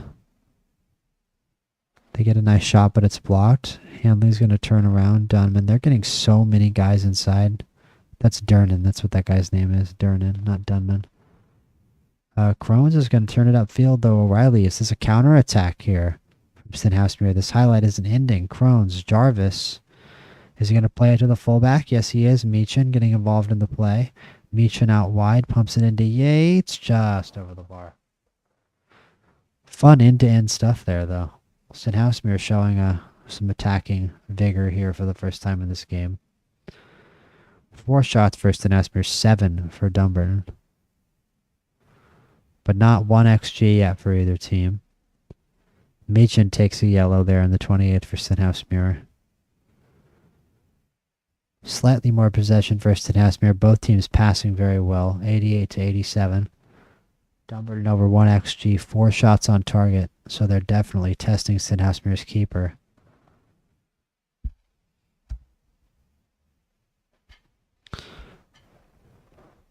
It's a corner for Dumbarton. Retrieved by Handling, back inside. Pignatello outside. Ori, it takes a bad bounce, and Orsi, not Ori, Orsi. Takes a bad bounce, and Orsi slots it in. It says it's an own goal by Crawford. We have to take a look at that again. That didn't look like an own goal to me. Pignatello takes it inside. Orsi gets it. And then sort of shuffles it in there, and then it hits off Crawford's foot, and that gives it a little bit of the weird spin it needed to spin in off the post. And then behind it, it's a 1-0 lead for Dumbarton, and that's a tough break for Stenhousemuir, who had a very impressive performance to get here. But don't forget, Dumbarton beat Peterhead and put on a clinical defensive performance to do so, and Stenhousemuir with 0.28 XG. In this game, which very much indicates that they are in fact being shut out here. And Dumbarton showing excellent defense here to hopefully get promoted. That ball, that header over the top from Stenhousemuir, still not a really clear chance in the game for them, when Dumbarton have had many. It's a great performance on the road here by the Elephants, I guess their nickname would be. And that's going to go out to Hanratty. It's going to recover. Taylor, Edie, up to Yates. Rumsey gets in the way, but Crawford's going to take it.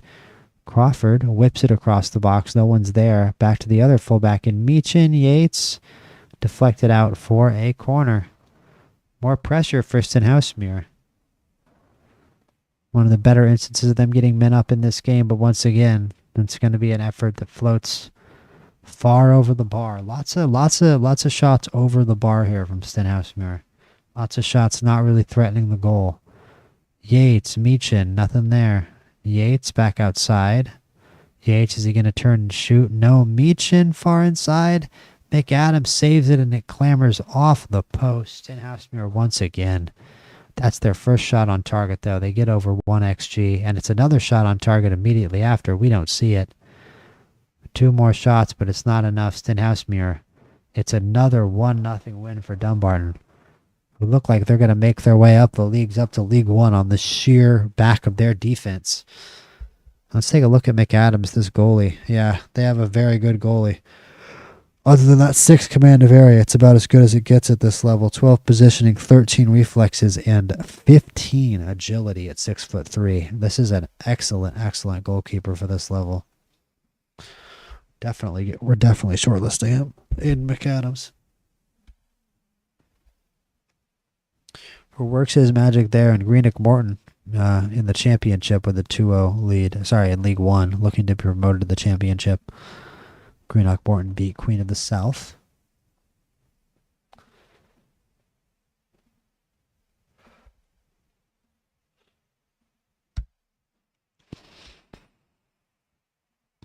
We're not going to bring Kevin Hanratty back, I don't think.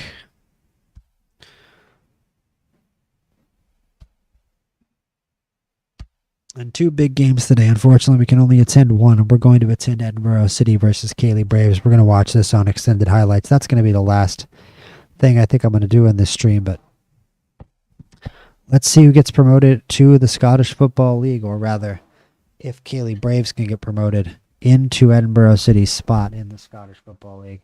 I have an inkling that Dumbarton are just going to shut out Stenhousemuir again. But it could be that talented wonder kid Stenhousemuir have up top, what's his name, can slot in a goal. Unfortunately, we aren't going to be able to watch that game. So let's watch Edinburgh City versus Cayley Braves, and I'm ready to be highly entertained. That was a very good first game. Both teams showed their attacking might. This game is at Edinburgh City, the only football stadium in the United Kingdom I have ever actually been to. That is a real fact. I've been to Edinburgh, I've been to London in the UK, and I did not set foot in any other soccer stadium other than Edinburgh City because it was the only team anywhere near where I was staying. And there were no matches for Hibs or Hearts while I was there. So Edinburgh City is what it was, and it was a fun small ground, family atmosphere, but it wasn't terribly well attended or well funded. It was kind of a rundown ground, to be honest with you. In all respects, having actually been there in real life. And 4 losses here, 1 draw for Edinburgh City. That was that very impressive draw, though. They really had a rough season, though, here in League 2. So I expected them to get blown out by Cayley Braves, actually, coming up from the Lowland League, who should have been one of the better teams in the non-league. But it was a very closely contested first leg here, even though Edinburgh City had, I believe, a negative 52 goal differential in the league, and were the worst team in League 2 by a very convincing margin, as McNamara is down and clutching his leg. Brown tries to deliver a header to the back post. Kyle and Dean puts it in. It's a 1-0 lead for Edinburgh City as McNamara, their teammate, is down on the ground injured. They celebrate anyway, as McNamara needs to be wheeled off for medical attention. His teammates celebrate and head back to the center of the pitch without even addressing it. That seems a little cruel, but nonetheless, we move on. Edinburgh City with a 1-0 lead. We're going to go extended highlights here. What can the Cayley Braves do here to respond against the Football League side here playing at home? Been a bunch of, I can guarantee, rough home games this year for Edinburgh City, and all of a sudden some life injected into this small ground. Stewart taking it back, Jimmel up to Kusick. Kusick to Hill, Brown, nothing there.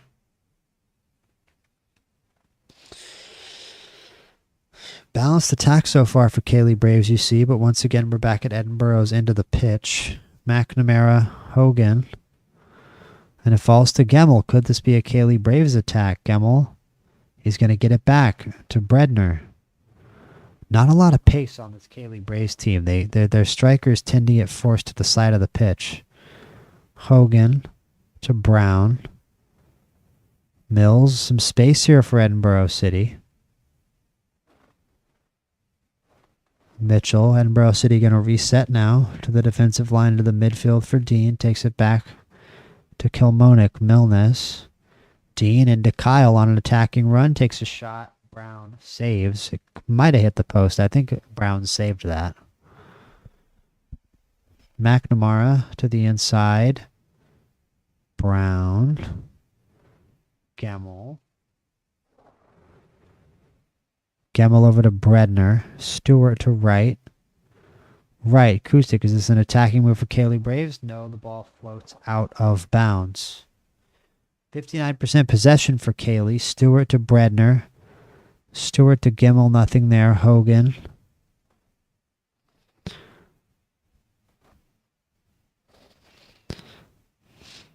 Is this an attacking move for Edinburgh City? Can they take a 2-0 lead? Is the cross there? No. Mitchell on the shot. Will he shoot it? Yes, he will. Brown saves it. It's always a hallmark of watching on extended highlights, that moment where you can tell that they're going to take a really, really long shot that's definitely not going to go in, and you're just like, oh, I've been watching this highlight for nothing, huh? Oh, that guy's going to shoot from 45 feet. I've been watching this highlight for no reason. Mitchell, deep throw-ins, always dangerous. McNamara to Brown, back post, nothing there. Brown, bicycle kick, and the other Brown saves it away. Second bicycle kick attempt we've seen this stream, neither by our team. I think both might have been actually by Edinburgh City. It could just be that same player likes to try bicycle kicks. I'll have to watch it back and see if it's the same guy. Nice tackle there. Kyle pressing the defensive line. Brown way upfield. Up to Ewan, recovers. Milnes, Dean, Kyle. Gives it back for some reason. And what are Edinburgh City building towards here? Cayley Braves have not had much of the ball here, away from home. Brown in deep on the right side, headed up Frankie Dean, and it looks like Edinburgh City are starting to run away from it, as Cayley Braves don't really seem to have anybody on the field with a pace that can make a difference. It doesn't seem like they have a player they can give the ball to reliably to make something happen and to actually pressure this Football League defense of Edinburgh City. Even if it is a Scottish Football League defense, it's still a defense a level above what Cayley Braves are capable. I mean, look, the second he gets the ball, he just completely slows down and the entire thing stops moving. It's just such a slow-moving offense from Cayley Braves. Stewart right. They have to move the ball so much to get it anywhere, and it's just taken back by Edinburgh City. Edinburgh City do look like they're on a different level right now. Kyle, man, it's a miracle he didn't score that. Good job getting a foot on the back of his leg, I guess, to stop him from scoring. But Ewan takes a free kick, nothing there. Edinburgh City look pretty likely to get a third goal here. Edinburgh City do look like getting a third goal here to me. The Cayley Braves have shown me nothing. The one time Cayley Braves really looked good here in this 2-game set was the one goal they scored. Other than that, I mean, they've barely had the ball here. And it's another goal, Jack Brown. And we're going to turn this on to key highlights because this game is pretty much over. Edinburgh City are running away from it and are seemingly going to keep their spot here in the Scottish Football League over Cayley Braves, who unfortunately will not join Cowdenbeath in ascending from the non-league into the Scottish Football League. You can definitely play in the Highlander Lowland League in these games. You just have to download a database. I have done that before. It's very fun. Bonnyrigg Rose were definitely in the Lowland League not too long ago, so this is not a dissimilar to a non-league Scottish save, but I have done a save with Wick Academy before personally, which Wick Academy is a very interesting Scottish non-league team. Stewart, Bredner right.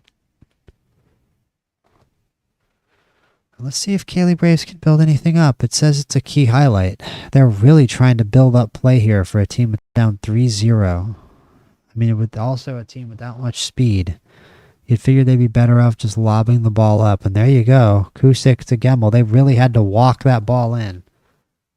They're going to need 2 more after that. I don't think they really... this is a very stationary offense from Cayley. Caledonian Braves. Very stationary. Not a lot of running with the football, a lot of passing. Bredner gets it back. What can they make? Right. There, they try to lob it up there at least. Hogan, back to retrieve. I'm going to stand up, got to stretch my legs a little bit.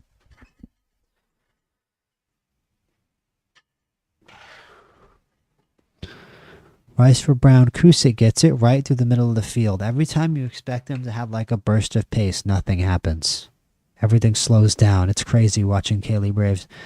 Gemmel, can they get it in? Is there a comeback on the cards for Kaylee? One more goal would make it a lot more likely. Fires it off the post and then out of bounds with a block actually there for a corner kick.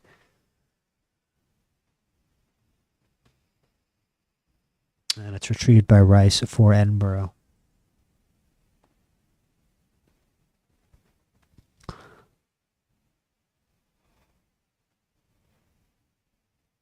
Kaylee Braves, can they turn it around? They've got some numbers forward. They finally move with some speed, maybe.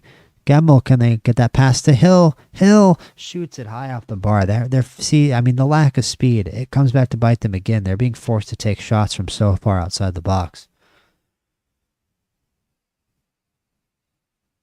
They're just being forced to take these long shots. Brown, Edinburgh City has so much speed compared to them even still. Dean Mitchell, McNamara.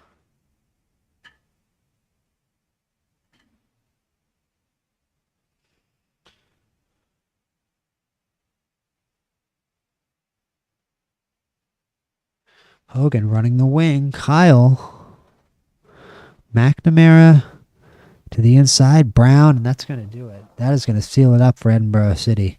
5-2 on aggregate, 4-1.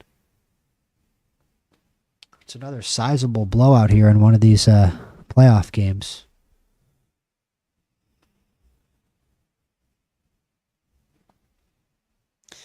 And it's a deep throw in for Kaylee Braves. Can they get a goal here? No, it's going to fall to Kyle. Oh, Spears, maybe. Kaylee Braves with a lot of numbers forward still. Can they make something happen? Hill. Kusick cuts inside, and it takes an overly ambitious shot. Lots of bad shots in this game from Kaylee Braves. Kaylee Braves had some opportunities to maybe get some better looks, but I feel like they just take some bad angles and fire the ball over the net or just not make the best out of their opportunities.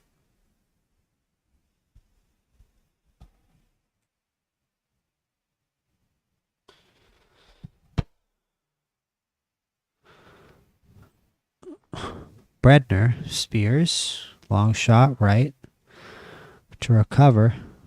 And it's coming down to the end here for Kaylee. Let's see who won that other match as well. That'll be interesting to see, and they missed that opportunity too. On comes another former, maybe the first former Bonnyrigg Rose player we've seen here in Ross Gray. Used to be a winger for us. Kaylee Braves get up to 1.5 XG, but that's about it. That is going to do it. Edinburgh City are going to be through here in just a few short kicks of the ball, and they're going to retain their spot in League 2 next season. And only Annan Athletic will be joining them. Nobody else will be relegated.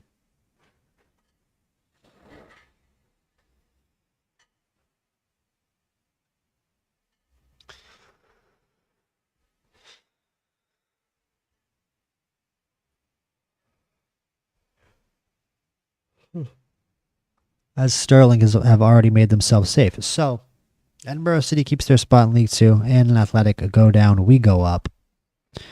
And Edinburgh City defeat a bold effort from Kaylee Athletic. Maybe there could have been a better team to pick. But Dumbarton, like I said, it's an exact copy of the first game. Russell with a goal in the 58th minute. It's a 1-0 win. And Stenhousemuir's effort to be promoted comes up short.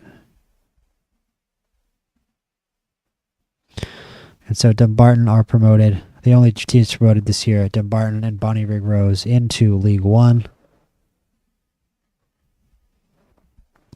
And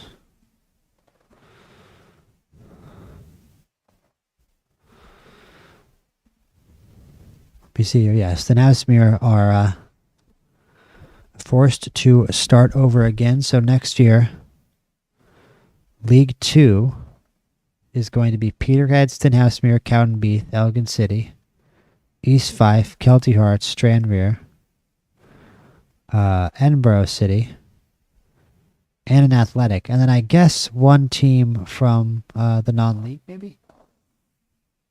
I'm guessing. Maybe they do add one more non-league team. It'll be interesting to see. I'm not sure. Because there's 8 teams here. We've got 1 team coming down. So yeah, there would have to be 1 team promoted up. So it'll be interesting to see who that will be, who they decide to promote up without the playoffs. It's obviously not going to be Kaylee. But hold up.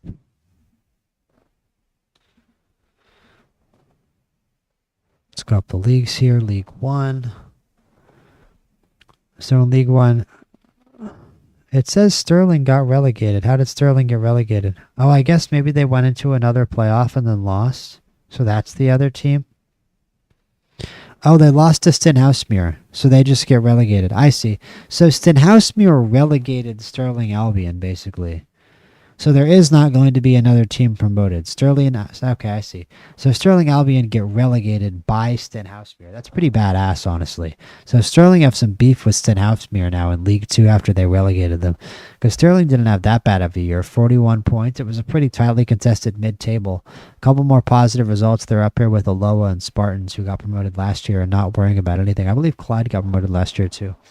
But instead, they're down here because they lost to Stenhousemuir. 10, 11, and 15, not the worst record. They're going to be one of the favorites to win League 2.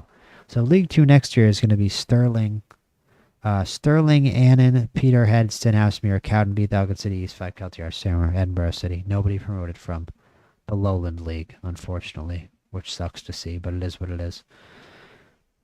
Or the Highland League. And I guess there's still a playoff to be played in some of these other leagues, but we're not going to pay too much attention to that. I am going to end stream right here. Thank you guys all for tuning in. Highlight of the stream was definitely winning the league. Got some great results. That Peterhead game was huge. We started bad with that East 5 loss and recovered with that Peterhead win. Some great moments there. That hat trick by Gil Martin. And who was the center who made it? Was Murray who made that great header to set up that goal. I feel like that's where this episode really turned around and turned into that win. And then Stenhousemuir, we beat Stenhousemuir 3-0, and then they relegate Sterling with that crazy 7-2 Germany-Brazil style thrashing. So we've got a big offseason coming up. We've got big changes to make. We've got a striker to find. We've got center back depth already partially covered up. Do we need somebody better there? We need somebody better on the left, and I'm sure we're going to make some huge loan signings in addition to, of course, finding that striker that we need to replace McGuinness. McGuinness? Who the hell is McGuinness? I obviously need to stop streaming because my brain doesn't work anymore. Gilmartin to replace Aiden Gilmartin. And, of course, with this new owner and getting better youth recruitment, it sucks that we can't go professional yet. But the better youth recruitment is going to get us hopefully some better regions than another highlight of this stream, which was us getting this new region, and Ryan Marshall is probably the best region we've had so far. And hopefully there are many even more better regions to come. So, yeah, like and subscribe for more Football Manager content in the future, guys. And I'll be back streaming more FM very soon and streaming this off season, of course, which I'm very much looking forward to. Peace out.